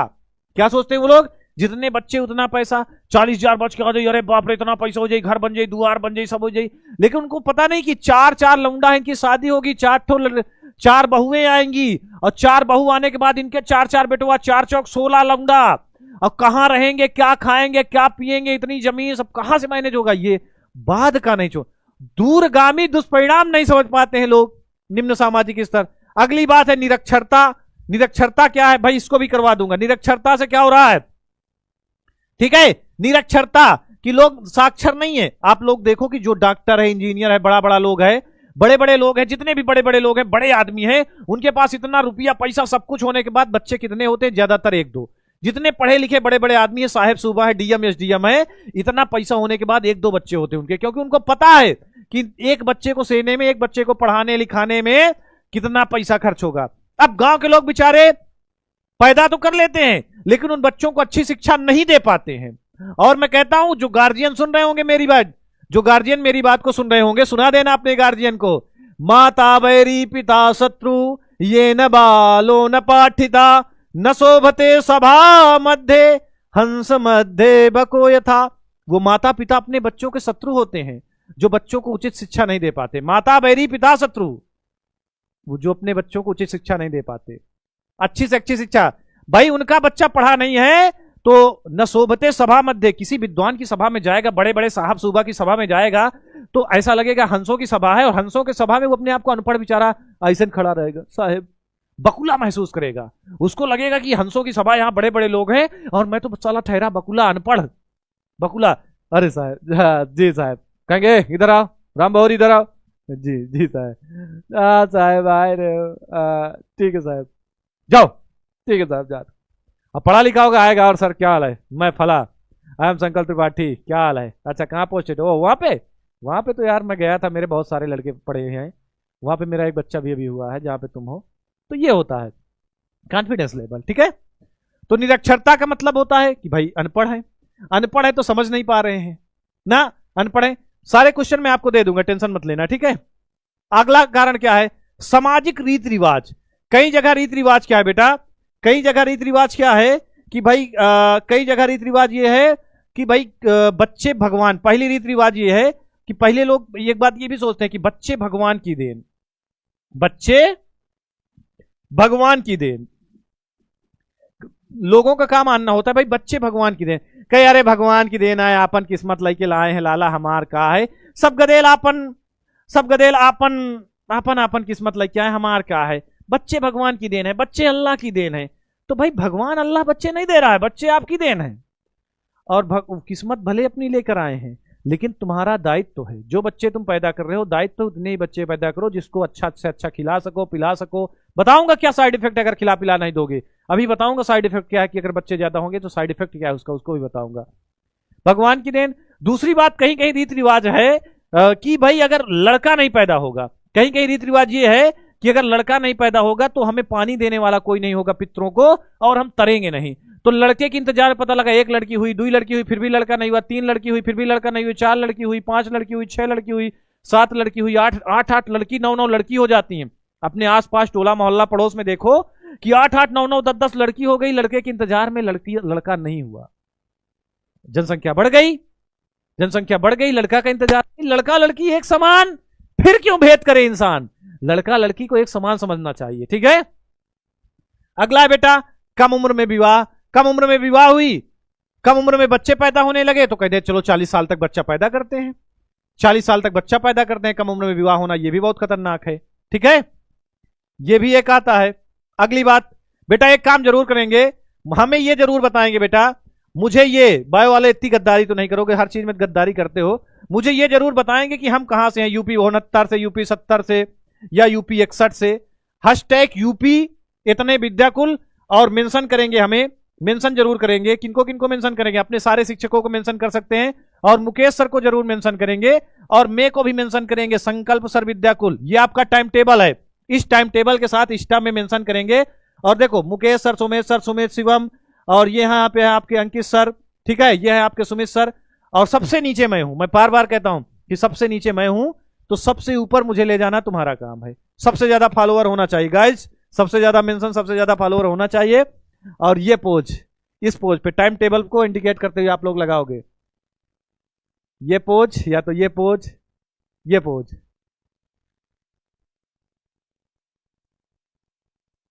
फिल्टर उल्टर मार के बढ़िया लगा देना, ये पोज। फिल्टर उल्टर मार के बढ़िया गाना के साथ लगाना, ये ठीक है। मेंशन करना मेरे को इंस्टा पे, मेंशन करना जितने लोग इंस्टा चलाते हो, सब करेंगे, कोई गद्दारी नहीं करेगा, ठीक है, कोई गद्दारी नहीं करेगा। गद्दारी करोगे बहुत मारे जाओगे। चलें, अगला कारण क्या है बेटा? हमने कहा कि भाई क्या है कारण, तो पहला कारण है कि बच्चे भगवान की देन, ये भी कारण है कि भाई ज्यादा बच्चे होंगे ज्यादा पैसा मिलेगा, ये भी कारण हो गया कि वो क्या बोलते हैं कि बच्चा लड़का जरूरी है, ये कारण हो गया। अगली बात है मृत्यु दर में कमी। मृत्यु दर में कमी क्यों हुई? तो इतनी ज्यादा सेवाएं बढ़ गई, एम्बुलेंस वगैरह, अस्पताल वगैरह, मतलब चिकित्सीय सेवाएं बढ़ने की वजह से क्या हुई, मृत्यु दर में कमी आ गई, तो लोग बढ़ने लगे। उच्च खाद्यान्न उत्पादन, खाने पीने का खूब हो गया, उसके कारण भी क्या हुए, उसके कारण भी बच्चे बढ़ गए हमारे यहाँ, खाने पीने का खूब मिल गया ना, उसके कारण बच्चे क्या हो गए, बढ़ गए धीरे धीरे कि भाई खाने पीने को मिल रहा है, कोई बात नहीं, खाने पीने की कमी। अगला चीज ये भी माना जाता है बेटा, अगला ये भी माना जाता है कि भारत हल्का गर्म जलवायु वाला देश है। क्या है? भारत हमारा जो है ये गर्म जलवायु का देश है, गर्म जलवायु का देश। और गर्म जलवायु देश के लोग, गर्म जलवायु के देश के लोग क्या होते हैं, फर्टाइल ज्यादा होते हैं।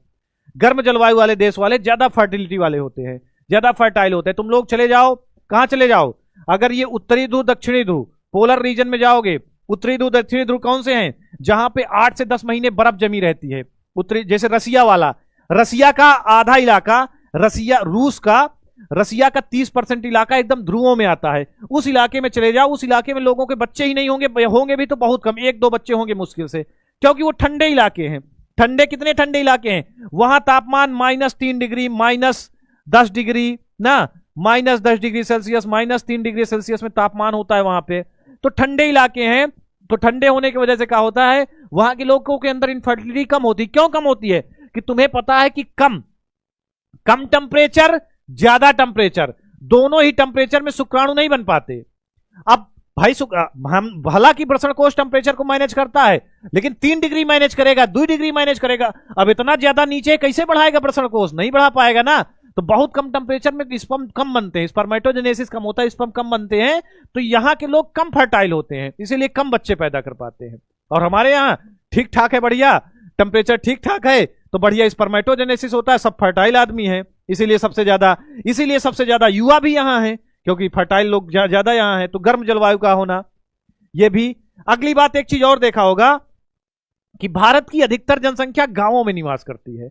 हमारा देश गांवों से बसता है, और गांव के जो लोग होते हैं, ज्यादातर गरीब तबके के लोग हैं, वो लोग सारा दिन काम करते हैं, सारा दिन काम करने के बाद घर आते हैं।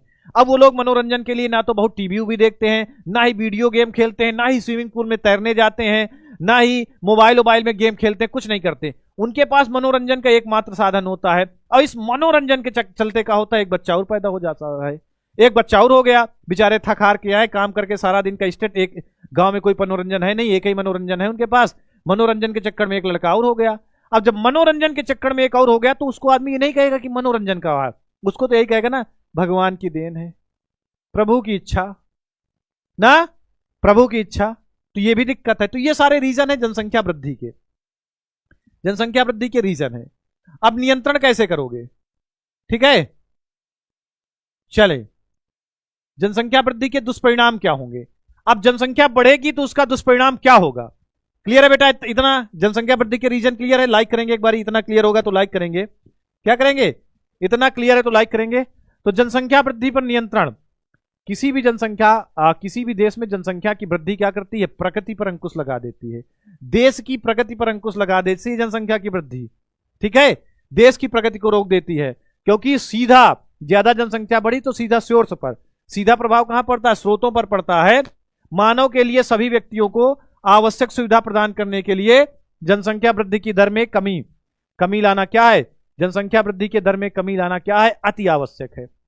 जनसंख्या वृद्धि की दर में कमी लाना अति आवश्यक है ना। खेलेगा फ्री फायर अच्छा, अब हम लोगों की पीढ़ी फ्री फायर खेलने लगी तो मनोरंजन के साधन है ना।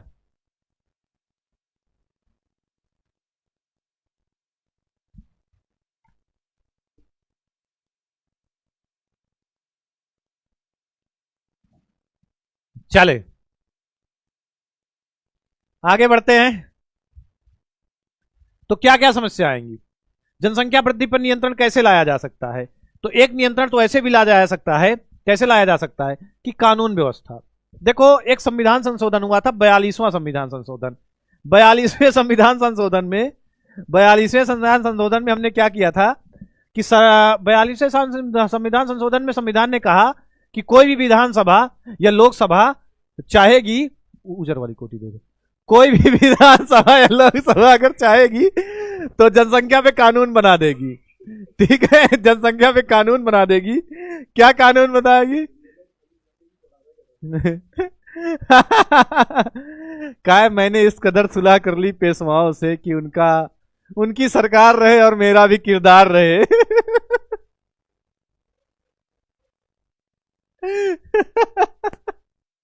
ठीक है, तो कानूनी व्यवस्था ने कहा भाई सरकार जब चाहेगी, देखो ठोस कानून बना सकती। 42वें संविधान संशोधन में आया है कि संसद और विधानसभा जब चाहे तो जनसंख्या वृद्धि को लेकर के कोई भी ठोस कानून बना सकती है।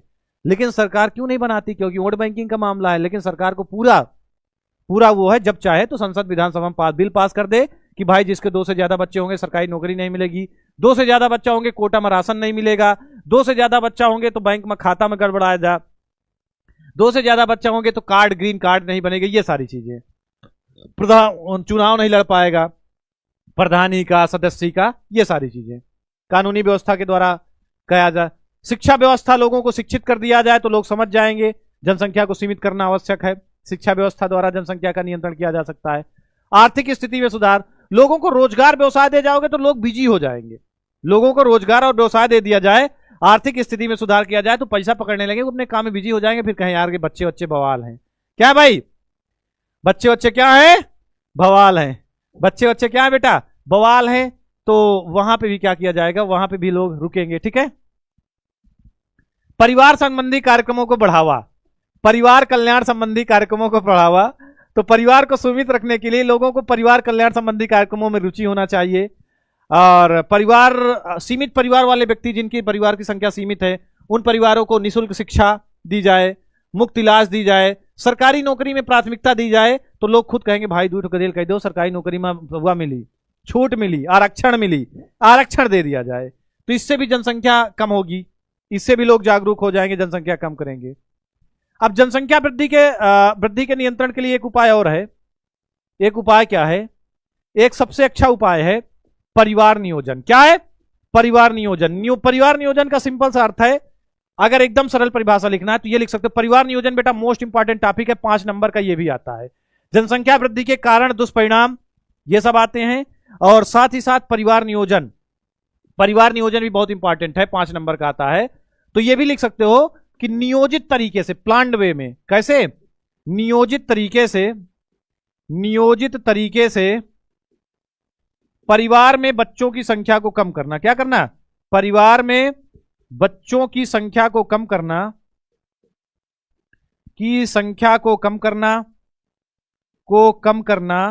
परिवार नियोजन कहलाता है। क्या कहलाता है?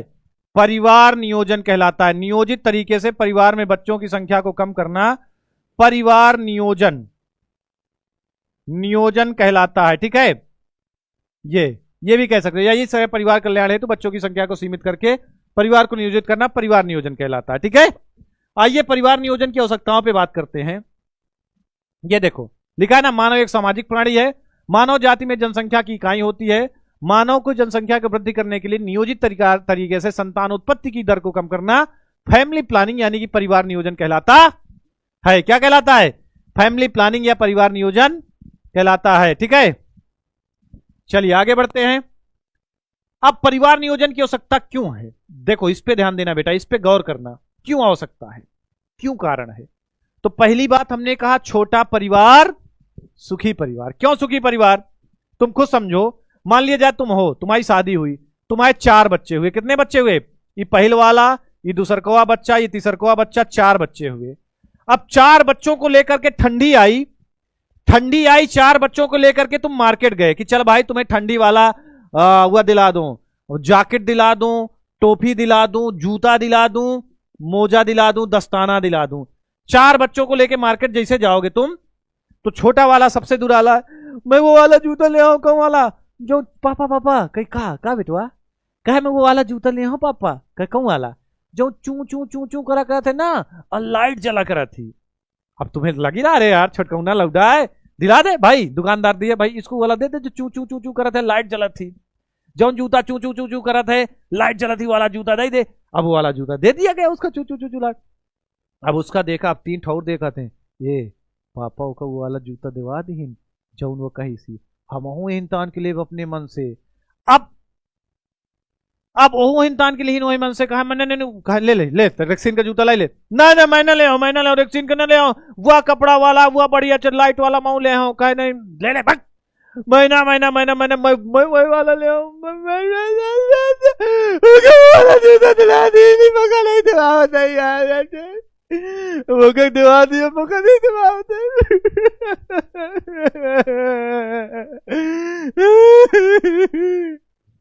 अब ले लगा रो है, अब लगा रो है। अब आदमी देखेगा, अरे बाप रे, सब जन देखेला, काबा फलाने काबा, तुमरे बेटवा का काबा, तुमरे बेटवा का काबा, तुमरे बेटवा। अब सब जो अरे को नहीं दिवाते, अब बेचारे का मजबूरी में, समाज है चारों तरफ आदमी है, मजबूरी में ले अच्छा ले ले ले ले, ले। और दुकानदार और जान, अरे मौका बढ़िया है, ये देखो पंडित जी ये वाला जूता बहुत अच्छा है, ये वाला जूता बहुत थोड़ा महंगा पड़ेगा लेकिन बहुत अल्लाह। हाँ लड़का का, हाँ पापा ये वाला दुकान, हाँ हमने कुआ पहुंचत हुआ, हाँ ले एक ले, हाँ लाओ दे दो, एक ले, हाँ लाओ दे दो। अब वो वाला जूता ले ली, फिर तय के, अब चुप हो जा। अब चारों ने जूता लिया, महंगा जूते में पता लगा कि 5-6 हजार रुपये जूता में चला गया। अब तुम कहा तो यार अबे जैकेट दिवावा का, पस्ताना दिवावा का, मैं अपने बरे ना लूं। अब यहां से गए, कहां पहुंचे? दुकान में जैकेट वाली दुकान में जब पहुंचे तो कहा थे पापा, ये तो कहा पापा का मैं वो वाली जैकेट ले, कौन वाली? जो मैं हियो जेबा है, और हिया जेबा नहीं आ तो चैन लागी, मैं वही वाली ले हूं, वो मौसी का लड़का पहने रहा, वो मौसी बेटवा दीनू पहने रहा, कहा वही वाली ले है। अब पापा ने डांटा, पागल का हिया जेबा हुआ जेबा मजबूत नहीं है, हिया जेबा हुआ जेबा वाली, पागल जेबा क्या करिए, का भरिए, क्या जेब में भरिए, कितनी जेब में भरिए? फिर वो कहा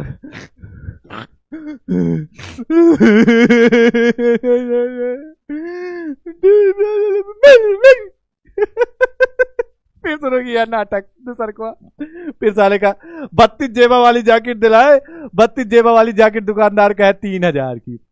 अब जेबा जैकेट दिलाया, फिर यही बवाल जूता मा, यही बवाल मोजा मा, टोपी मा, एक के बाद अपने का भी लेना है, खाने पीने का भी लेना है, तो बड़ी समस्या। 8 आइसक्रीम ले ली छोटकौना आइसक्रीम ले ली, तो बड़कौना कहा था महू ले आओ, कुल पैसा चला गया, तुम अपने लिए नहीं ले पाओगे।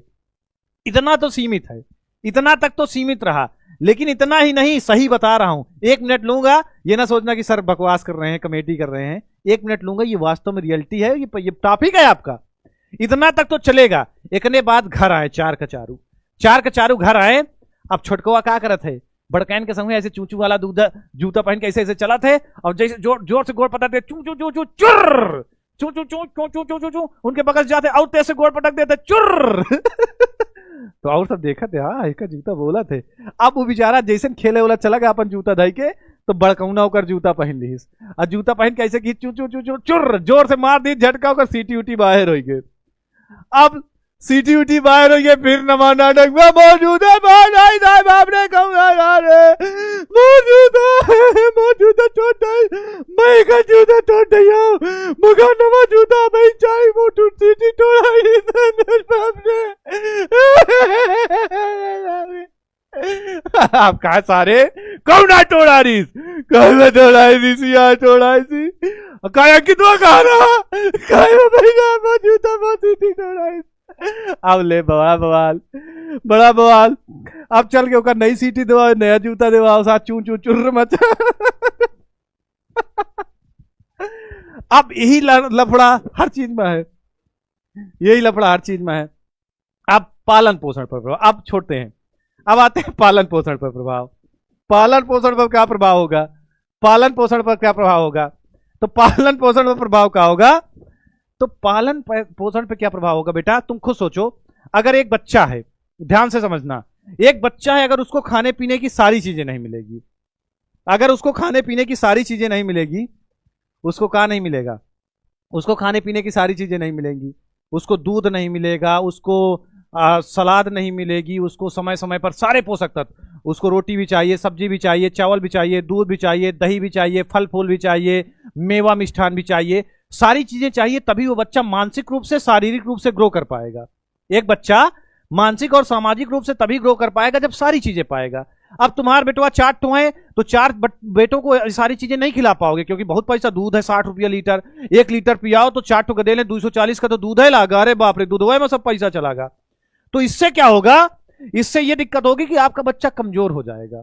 कमजोर हो जाएगा तो पता लगा आपका बेटवा 3 में पढ़ा था, अब बगल में पड़ोसी का बेटवा भी 3 में पढ़ा था। अब आपका बेटवा कम खाए पिए तो शारीरिक रूप से, मानसिक रूप से भी कमजोर है। बगल वाले बेटवा से पूछोगे बेटा 3 का पढ़ा सुनाओ, तो बगल वाला कही 3 का 3, 3 दूना 6, 3 त्रिका 9, 3 चौक 12, 3 पेट 15, 3 छक्का 18, 3 7 21, 3 8 24, 3 9 27, 3 दाम 30। अब अपने बेटवा से पूछोगे बेटा तुम सुनाओ, मेहमान पूछे तू कही, पहले तो वह ठाड़ हुई मास्टर के लगे या मेहमान के लगे ठाड़ हुई तो दिमागी कमजोर कांपे लगी। 3 का 3, 3 दूना 6, 3 दूना 3 त्रिका 12, 3 होएगा खत्म। क्योंकि दिमागी रूप से कमजोर है, उसको आएगा ही नहीं, आएगा ही नहीं भाई। और साथ ही साथ शारीरिक रूप से भी कमजोर है। शारीरिक रूप से कैसा कमजोर है? तो शारीरिक रूप से इस तरह कमजोर है कि यह लौंडा पढ़ाई में भी तेज है, और तुम्हारा लड़का पढ़ने में भी डाउन है, खिलाया पिलाया नहीं तुमने, अब पढ़ाई के साथ साथ लड़ाई में भी तुम्हारा लड़का कमजोर है। अगर ना, सबसे पहले जाएगा, सबसे पहले जाएगा, आगे बैग रखेगा, लेकिन मजबूत वाला लौंडा गए चल हटा रास्ता बस्ता भगा तक डर बस्ता, मोर जगह है आके बैठ का मोरे जगह में भग, कहेगा मैं पहले आया, कहेगा मोर जगह है, मार के 2 रापट भगा दिया। अब रोज रोज मारते सर मैं पहले आया हूं, कह कौन कहता है पहले आया? सर पूछ ले, इनसे पूछ लो, इनसे पूछ लो, मैं पहले आ रहा हूं। झूठ है का? और 4 वो लड़का चटक है, वो कैसे 4 ठो लड़का गवाही देते हैं, हाँ गुरु जी ये पहले आवा रहा। अब फिर बेचारा पाछे बैठी, आगे जाके पाछे बैठी, हर जगह से मार खा गए। घर वाले कहीं अरे बाप रे वो मैं को मारी जीवन रास्ता मैं आगे गए रहा पाछे बैठा दी। अब किससे किससे लड़ोगे तुम? अब यही में अगर बच्चा जब चटक है, खाए पिए है, तो मार के आई। जब मार के आते हैं जिसके बच्चे, उसके घर वाले बाहर से गुस्सा होते हैं, मार लड़ाई करिए सारे, बहुत मारा भग, लड़ाई क्या करते हैं, लेकिन अंदर अंदर मगन होते हैं साला मार के आया है, मार खा के तो नहीं आया। मुझे याद है। चलो पढ़ाते हैं भाई, बहुत हो गया। अब है तो बहुत कंटेंट, लेकिन अब नहीं बताऊंगा। अब आते हैं, ठीक है आगे चलते हैं। ये परिवार नियोजन क्या हो सकता? बेटा परिवार नियोजन मोस्ट इंपॉर्टेंट टॉपिक में से एक है, और जो भर भर के एग्जाम में पूछा गया। क्या है? भर भर के एग्जाम में पूछा गया है। कहां पूछा गया है? भर भर के एग्जाम में पूछा गया है। ठीक है, चलिए आपको दिखा दे रहा हूं, भर भर के पूछा गया है। हो जीवे नदी, आजा भाई आजा आजा आजा आजा आजा आजा आजा आजा। ये देखो, परिवार नियोजन पर टिप्पणी लिखिए। मानव जनसंख्या नियंत्रण के लिए किन किन उपायों को लाया जा सकता है? जनसंख्या विस्फोट का मुख्य कारण क्या है? जन्म नियंत्रण के उपाय। ये सारी चीजें बहुत भर भर के आई एग्जाम में, सारे आंसर मैं आपको दूंगा। ठीक है, सारे चीजें, ठीक है, सारी चीजें मैं आपको दूंगा, टेंशन मत लेना। थोड़ा सा मैंने कहा मन बहला लेते हैं आपका। चलें, ऐसे में आपको पता नहीं चलता कि भाई पढ़ाई बोरिंग नहीं होती, और ऐसा कंटेंट ही है बेटा। एक्चुअल में रियलिटी भी है जो मैं बता रहा हूं, ये रियलिटी है समाज की, और इसको मजेदारी से पढ़ाया वो बात अलग है। देखो, परिवार की जनसंख्या को सीमित करने के लिए भारत जैसे विकासशील देशों में परिवार नियोजन केंद्र बनाए गए हैं। हर जगह एक क्या है? हर जगह एक प्राथमिक स्वास्थ्य केंद्र, प्राथमिक स्वास्थ्य केंद्र हर गांव में खोला गया है। बच्चों के पढ़ाई के लिए प्राइमरी खोली गई है। प्राथमिक स्वास्थ्य केंद्र में जाओ, सारे परिवार नियोजन वाले यंत्र, कांडोम वांडोम सब फ्री मिलते हैं। कांडोम हो गया, गोलियां हो गया, सहेली हो गया, और लूप वूप, ये सब कुछ फ्री मिलता है। नसबंदी करवाने में पैसा मिलता है। सरकार चाहती है कि आप क्या करो, जनसंख्या नियंत्रित रखो। तो परिवार नियोजन की पहली विधियों में आते हैं प्राकृतिक विधि में। प्राकृतिक विधियां का मतलब जो विधि कई सालों से लगातार चली आ रही है। पहली विधि होती है आवर्ती विधि। आवर्ती विधि में हम क्या करते हैं कि 10वें से 17वें दिन अंडाणु एक्टिव हो सकता है, तो 10वें से 17वें दिन हम क्या करते हैं, संभोग व्यवधान। 10वें से 17वें दिन क्या कर दे, संभोग व्यवधान। ठीक है, संभोग व्यवधान। इस समय कि किसी प्रकार का कोई संबंध स्थापित, शारीरिक संबंध स्थापित ना किया जाए, शारीरिक संबंध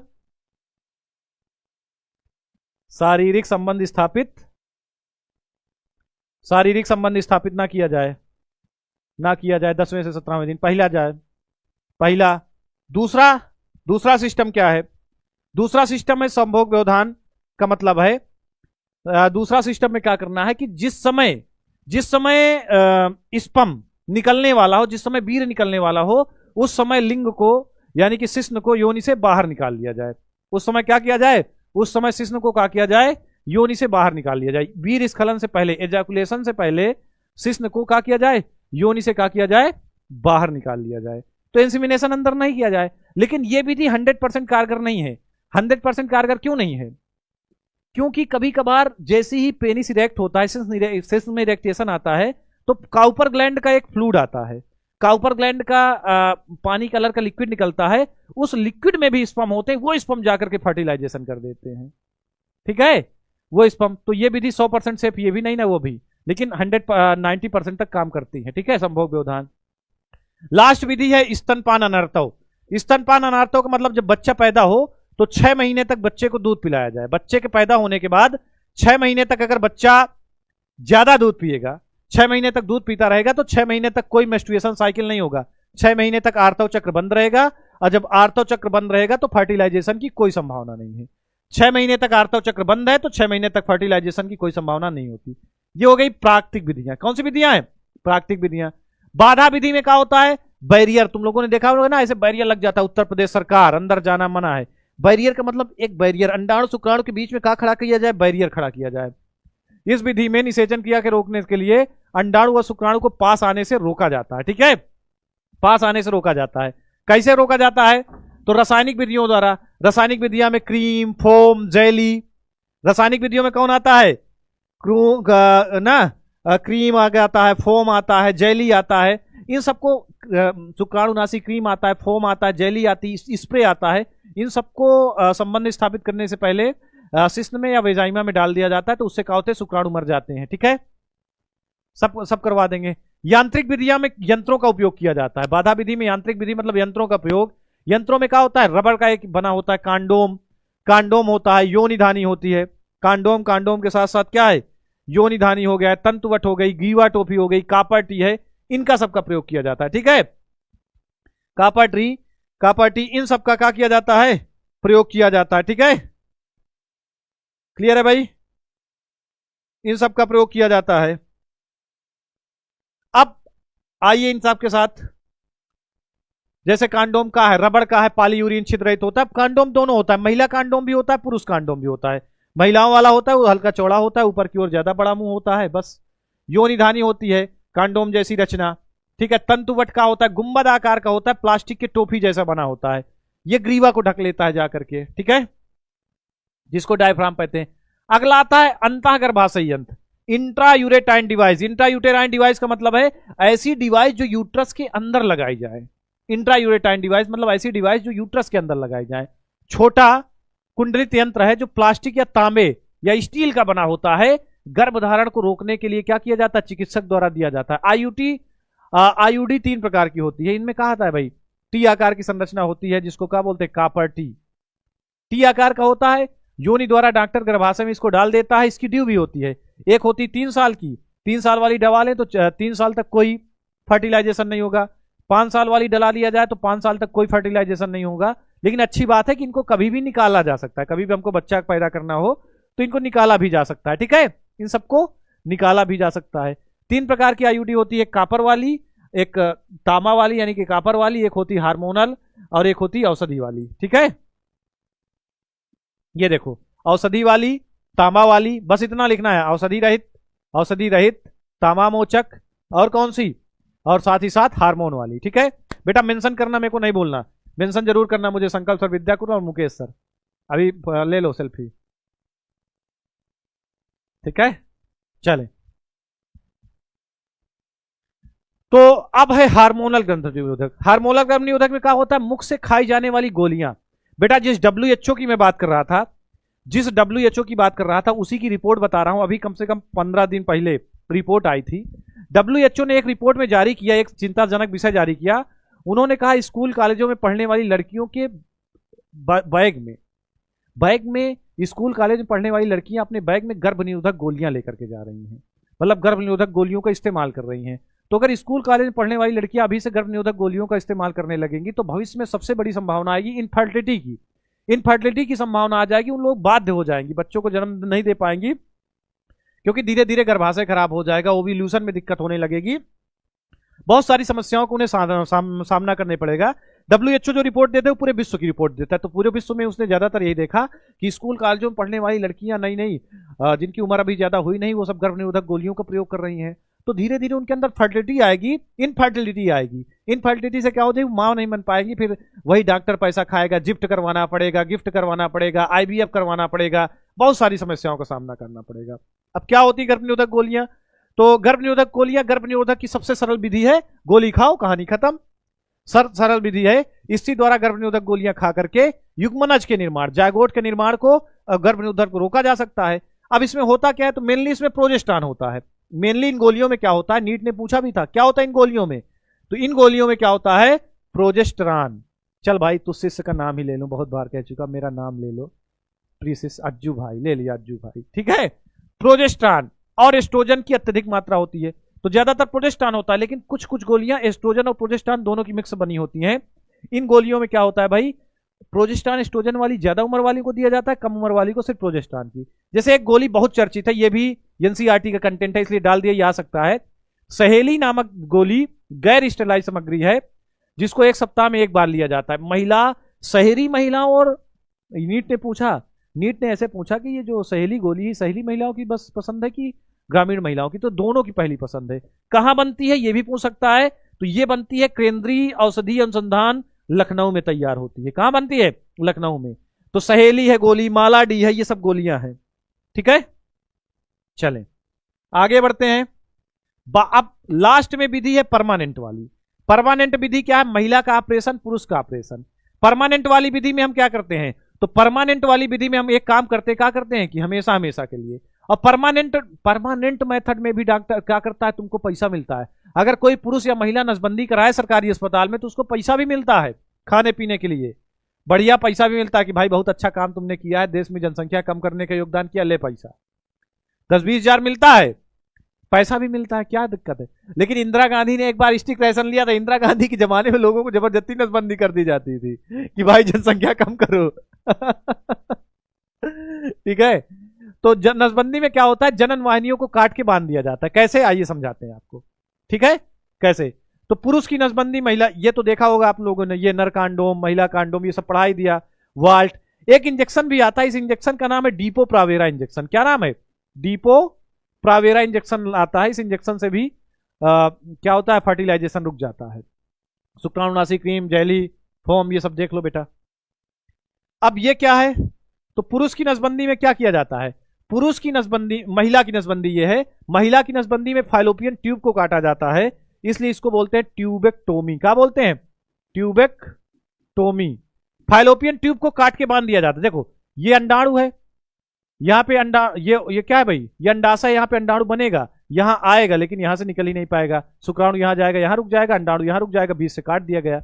अंडाणु इधर से आएगा, यहाँ रुक जाएगा, शुक्राणु इधर से आएगा, यहाँ रुक जाएगा, बीच से कटा है रास्ता, तो अंडाणु शुक्राणु नहीं मिल पाएंगे। किसको काटा जाता है, फाइलोपियन ट्यूब को काटा जाता है, फाइलोपियन ट्यूब को, ठीक है, फाइलोपियन ट्यूब को काटा जाता है, इसलिए इसको बोलते हैं ट्यूबेक्टोमी, ठीक है। अंडवाहिनी को काट के बांधा जाता है। पुरुष की नसबंदी में वैसेक्टोमी बोलते हैं, क्योंकि वास्ट डिफेंस को काटा जाता है। ये देखो, ये यहां पे शुक्राणु बना, यहां पे पोषित हुआ, लेकिन यहां से आगे ही नहीं आ पाएगा, यहां पे बना, यहां से आगे ही नहीं पाएगा। जब शुक्राणु आगे ही नहीं आ पाएगा तो फर्टिलाइजेशन क्या खाक करेगा? नहीं करेगा ना, नहीं कर पाएगा। तो ये होता है क्या, इसको बोलते हैं वैसेक्टोमी। ये देखो बाध्याकरण में जन्नांदों को काट दिया जाता है। फिर आता है बेटा ये टॉपिक जो है बेटा, इस टॉपिक से हर बार टिप्पणी आती है। क्या आती है?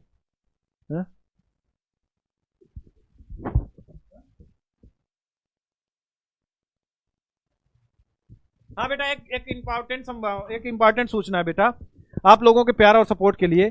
कल हमें 13 लाख का सेलिब्रेशन करना है। 2-4 हजार सब्सक्राइबर कम है। कल 13 लाख का सेलिब्रेशन आप लोगों के साथ करना है। कल सुबह से आपकी क्लासेस हैं। यूपी बोर्ड का जो ऑथेंटिक मॉडल पेपर आ चुका है। हमने जो कहा वही हुआ डंके की चोट पर। हमने कहा था ऑब्जेक्टिव नहीं आएगा, हमने कहा था कि ऑनलाइन परीक्षा देना जरूरी नहीं है। लोगों ने भ्रांतियां फैला के तुमको डरा दिया था। हमने कहा हम है यूपी बोर्ड, हम है ऑथेंटिक, कुछ नहीं हुआ। आज तुम भी जान लो यूपी बोर्ड ने मॉडल पेपर जारी कर दिया कि ऐसा पेपर आएगा, 4 ऑब्जेक्टिव आएंगे। तो कल यूपी बोर्ड का ऑथेंटिक पेपर लेकर के 6 बजे से हम लोग आ रहे हैं।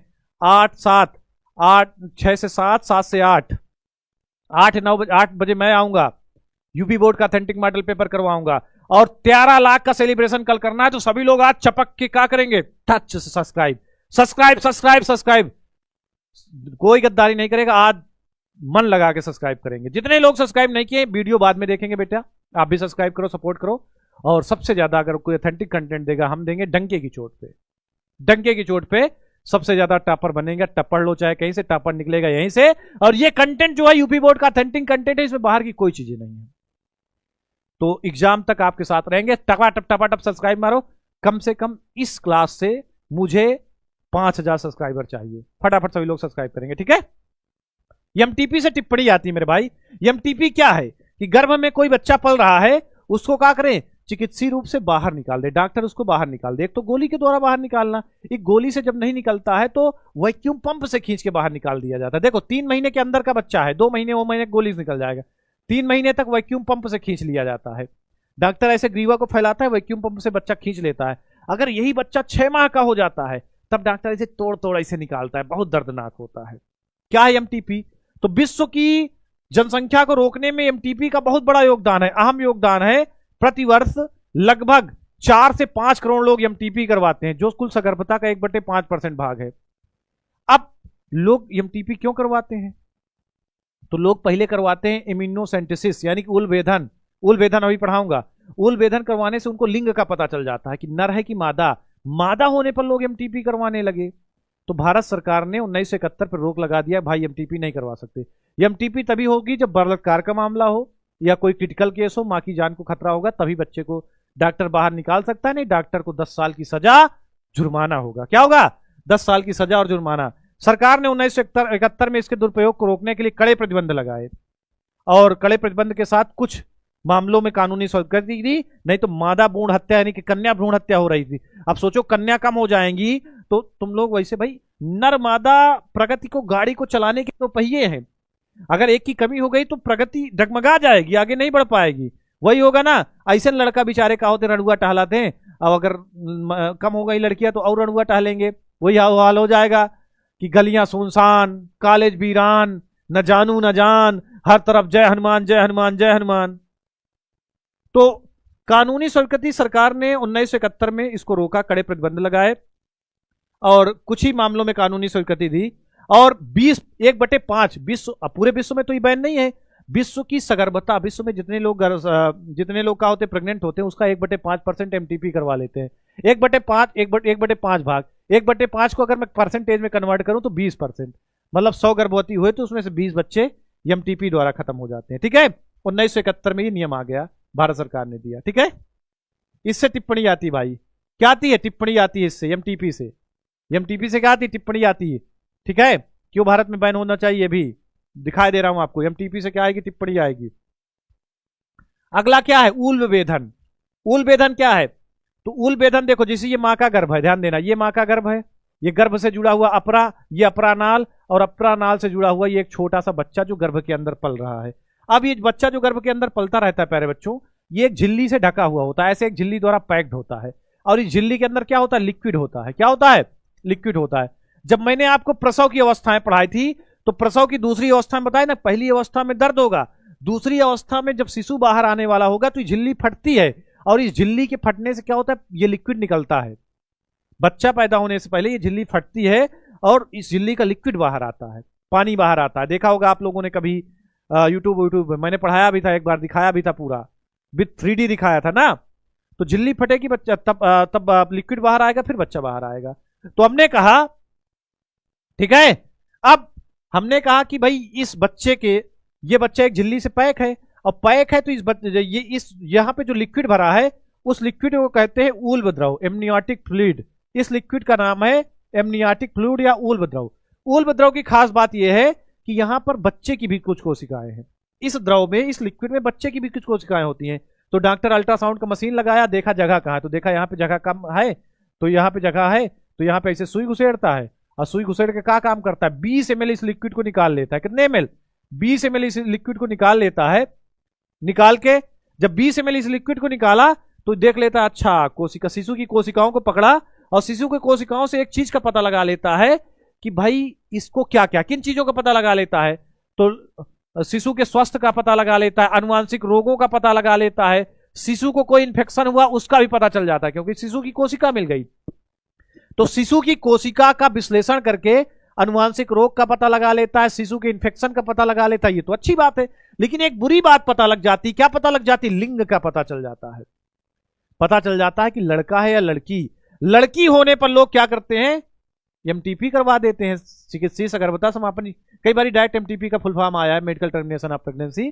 तो इसीलिए भारत सरकार ने पिटाइल डायग्नोसिस तकनीक एक्ट 1924 में, इसके 1994 में इसके लिए कानून ला दिया कि भाई अगर कोई कराते पकड़ा गया तो 10 साल की सजा, जुर्माना, 10 साल की सजा और जुर्माना। भर भर के बेटा यहां से प्रश्न आए हैं, भर भर के कई बारी प्रश्न आए हैं। आइए मैं प्रश्न थोड़ा सा दिखाई दे रहा हूं, फिर आगे के टॉपिक्स पे चलता हूं। भर भर के प्रश्न आए हैं यहां से बेटा। देखो जैसे ये प्रश्न, निम्नलिखित में से जनसंख्या वृद्धि को रोकने का उपाय कौन सा है, तो दोनों है, ये तो कर ही चुके ना, दोनों है। फिर देखो, ये देखो गर्भ निरोधक, जो पढ़ा भी आप लोगों ने, गर्भ निरोधक में कौन सी विधि है, कौन सी विधि गर्भ निरोधक की है, तो आवर्ती विधि भी है, संभोग विधि भी है, रासायनिक पदार्थ का प्रभाव, ये सब है। तो यहां पे डी इज राइट आंसर। अगला कह रहा है पुरुष से क्या संबंधित है, गोली ट्यूबेक्टोमी, तो वैसेक्टोमी पुरुष से संबंधित है ना। एमटीपी का पूरा नाम देखो, 3 बारी एमटीपी का पूरा नाम ही आ गया, तो मेडिकल टर्मिनेशन ऑफ प्रेगनेंसी। क्या एमटीपी का पूरा नाम, मेडिकल टर्मिनेशन ऑफ प्रेगनेंसी। परिवार नियोजन की स्थायी विधियां, तो स्थायी विधि हमने कहा पुरुष की नसबंदी, महिला की नसबंदी, वैसेक्टोमी और ट्यूबेक्टोमी, ये क्या है, स्थायी विधियां हैं। ठीक है, ये क्या है, स्थायी विधियां हैं। ऐसे भी आया शुक्रवाहिनी उच्छेदन, एनसीईआरटी की लैंग्वेज में वैसेक्टोमी को क्या बोलते हैं, शुक्रवाहिनी उच्छेदन, और डिम्ब वाहिनी उच्छेदन बोलते हैं अंडवाहिनी, ट्यूबेक्टोमी को। चित्र द्वारा वर्णन कीजिए, पढ़ा है ना हमने अभी हमने इसको पढ़ा ना, चित्र द्वारा वर्णन करो, चित्र बना दो, महिला का ऑपरेशन, पुरुष का ऑपरेशन, पूरा पीडीएफ दूंगा। ठीक है, अभी ये वाला टॉपिक पढ़ना है, यौन संबंधी रोगों वाला। ठीक है, चलें, ये देखो ऐसे प्रश्न आए हैं। प्रश्न कैसे आए दिखा दे रहा हूं यहां से। चिकित्सीय सगर्भता समापन पर टिप्पणी, टिप्पणी बहुत आई है एमटीपी पे।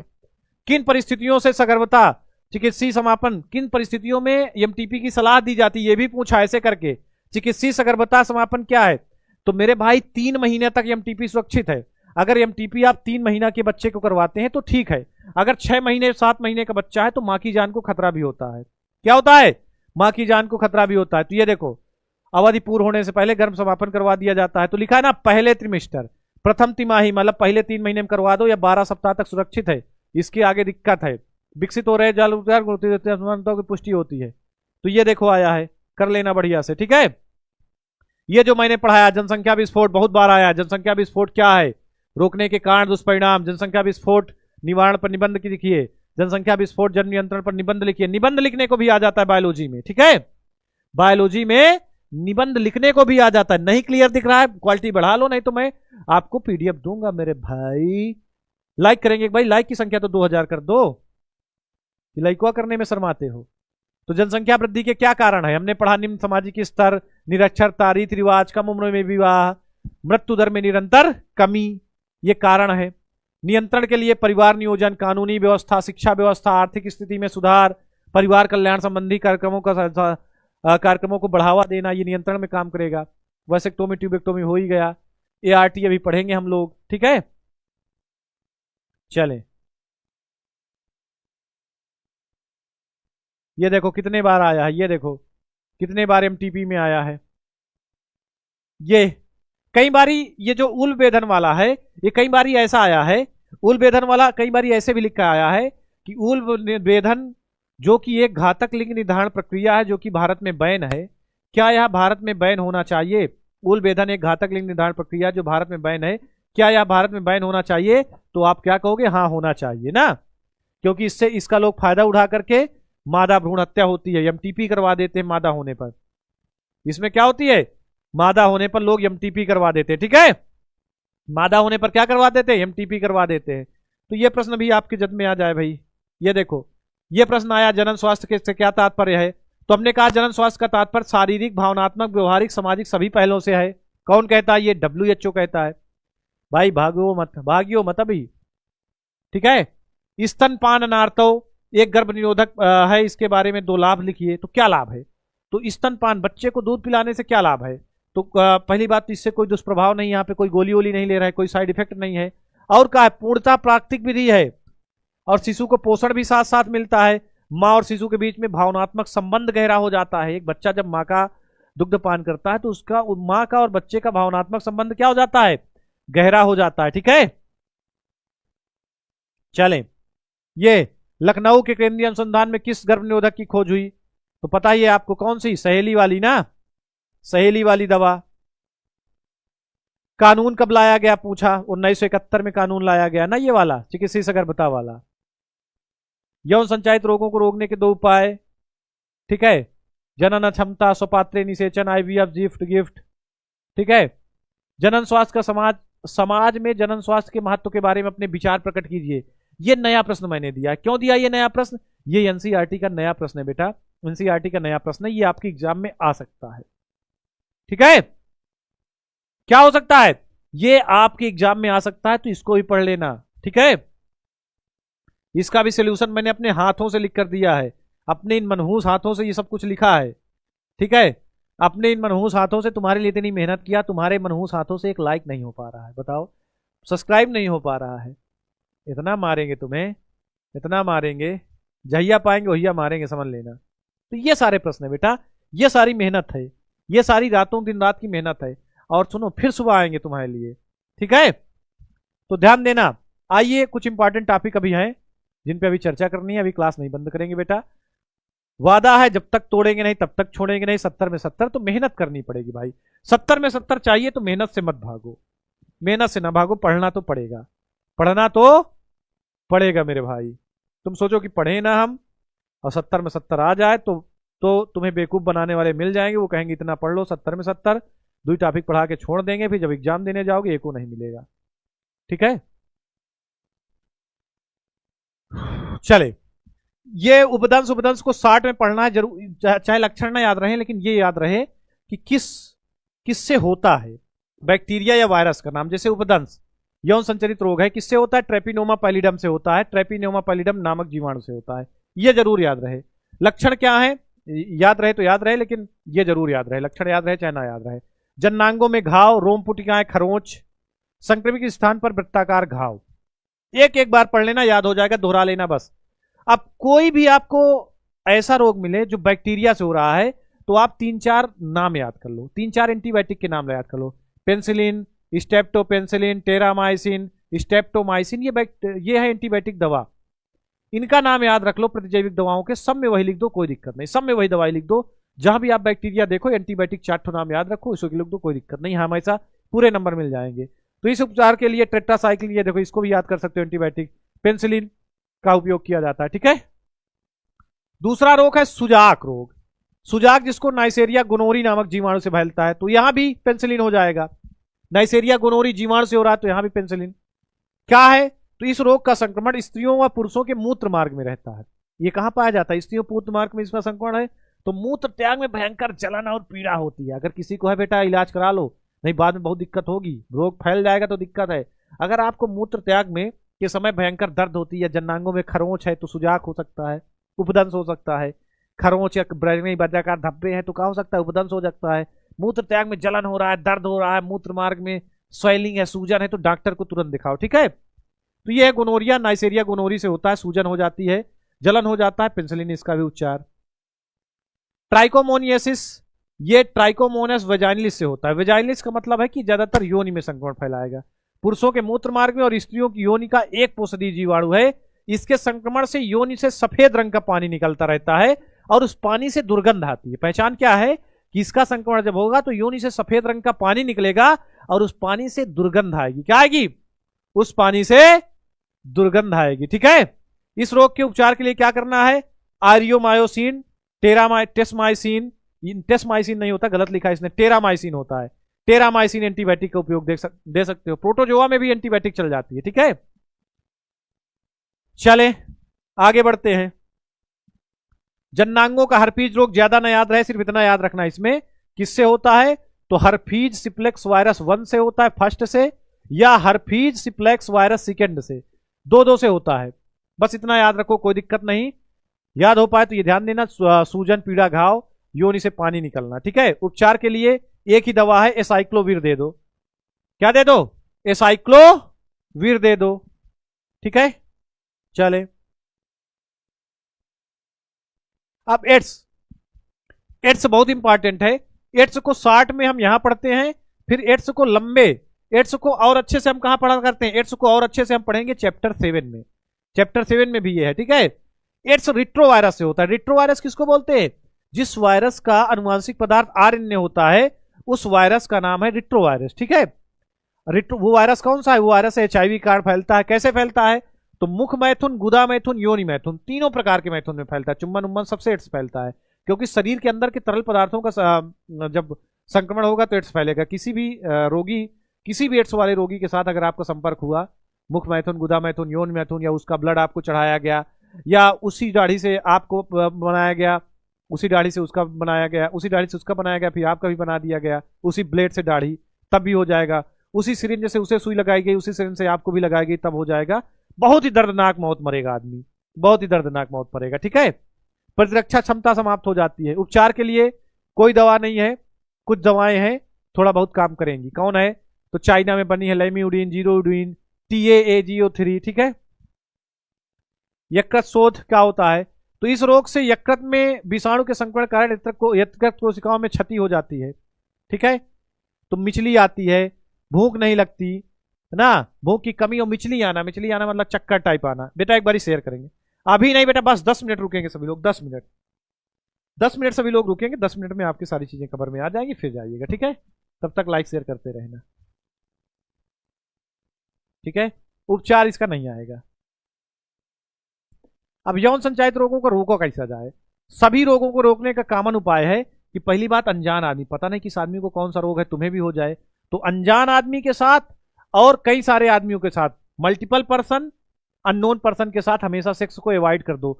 उनके साथ कभी भी यौन संबंध स्थापित ना करो। मैथुन के समय कांडोम आदि का प्रयोग किया जाए।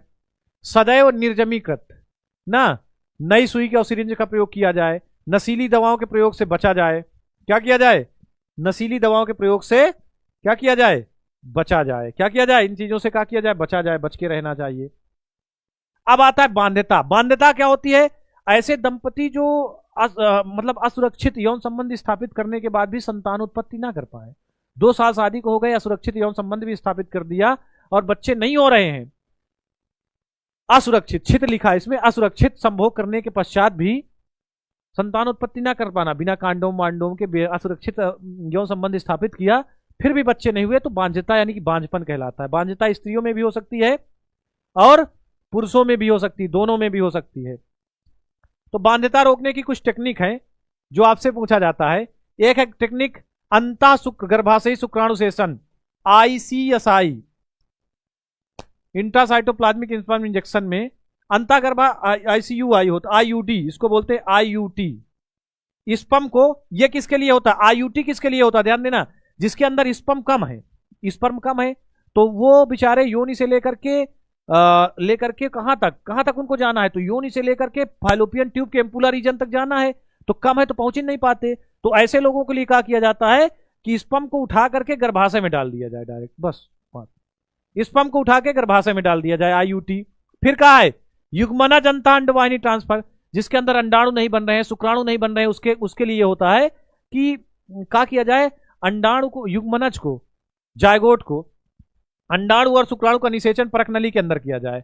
परक नली के अंदर निषेचन करके उस जायगोट को अगर 8 कोशिका का है, 8 कोशिका को है तो फाइलोपियन ट्यूब में डाल दें, 16 कोशिका या 32 कोशिका है तो गर्भाशय में डाल दें।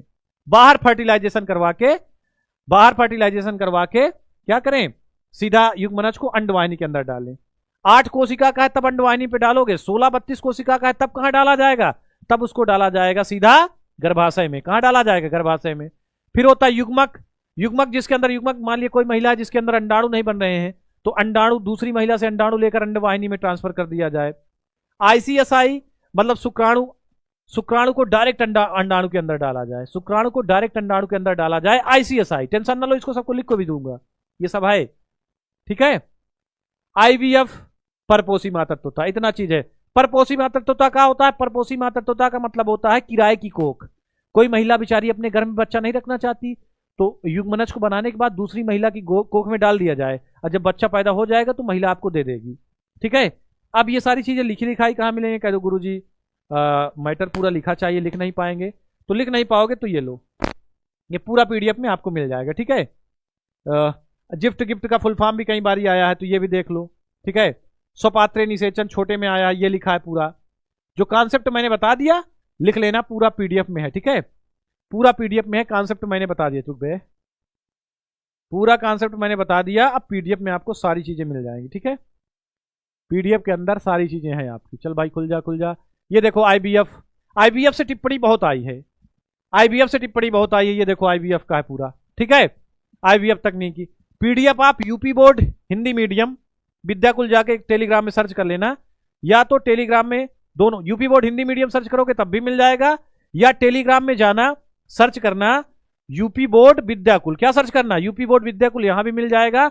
मेंशन करना मेरे को नहीं भूलना, मेंशन जरूर करना, नहीं पीडीएफ वूडीएफ नहीं दूंगा क्योंकि तुम लोग गद्दारी कर गए यार मेरे साथ। मैं गद्दारी करूंगा तो ये पीडीएफ कुछ नहीं दूंगा। आज बताओ कितनी भारी बेइज्जती, मैथ में 3000, बायो में कितना कम, तो कम से कम मेंशन तो कर देना, दबा के मेंशन करना मेरे को, मुकेश सर को। फिर से सेल्फी दे रहा हूं। हंसते रहे, मुस्कुराते रहे, पढ़ाई लिखाई करते रहे। Love you guys. और कमेंट सेक्शन पे कमेंट जरूर करना, भर भर के कमेंट चाहिए मुझे, भर भर के कमेंट चाहिए कमेंट सेक्शन में। क्लास इंड होने के बाद अभी जो देख रहे हो 2 मिनट और रुक जाना बेटा, कमेंट सेक्शन में कमेंट भर भर के कर देना। जो बाद में देखेंगे वो लोग भी क्लास कैसी लगी जरूर से जरूर कमेंट करेंगे, भर भर के कम से कम 10,000 कमेंट चाहिए मुझे, देखूंगा आपके कमेंट जरूर। मिलता हूं कल आपसे 8 बजे, लेकर के आ रहा हूं आपका ऑथेंटिक यूपी बोर्ड का मॉडल पेपर। बाय बाय, हंसते रहे, मुस्कुराते रहे, पढ़ाई लिखाई करते रहे।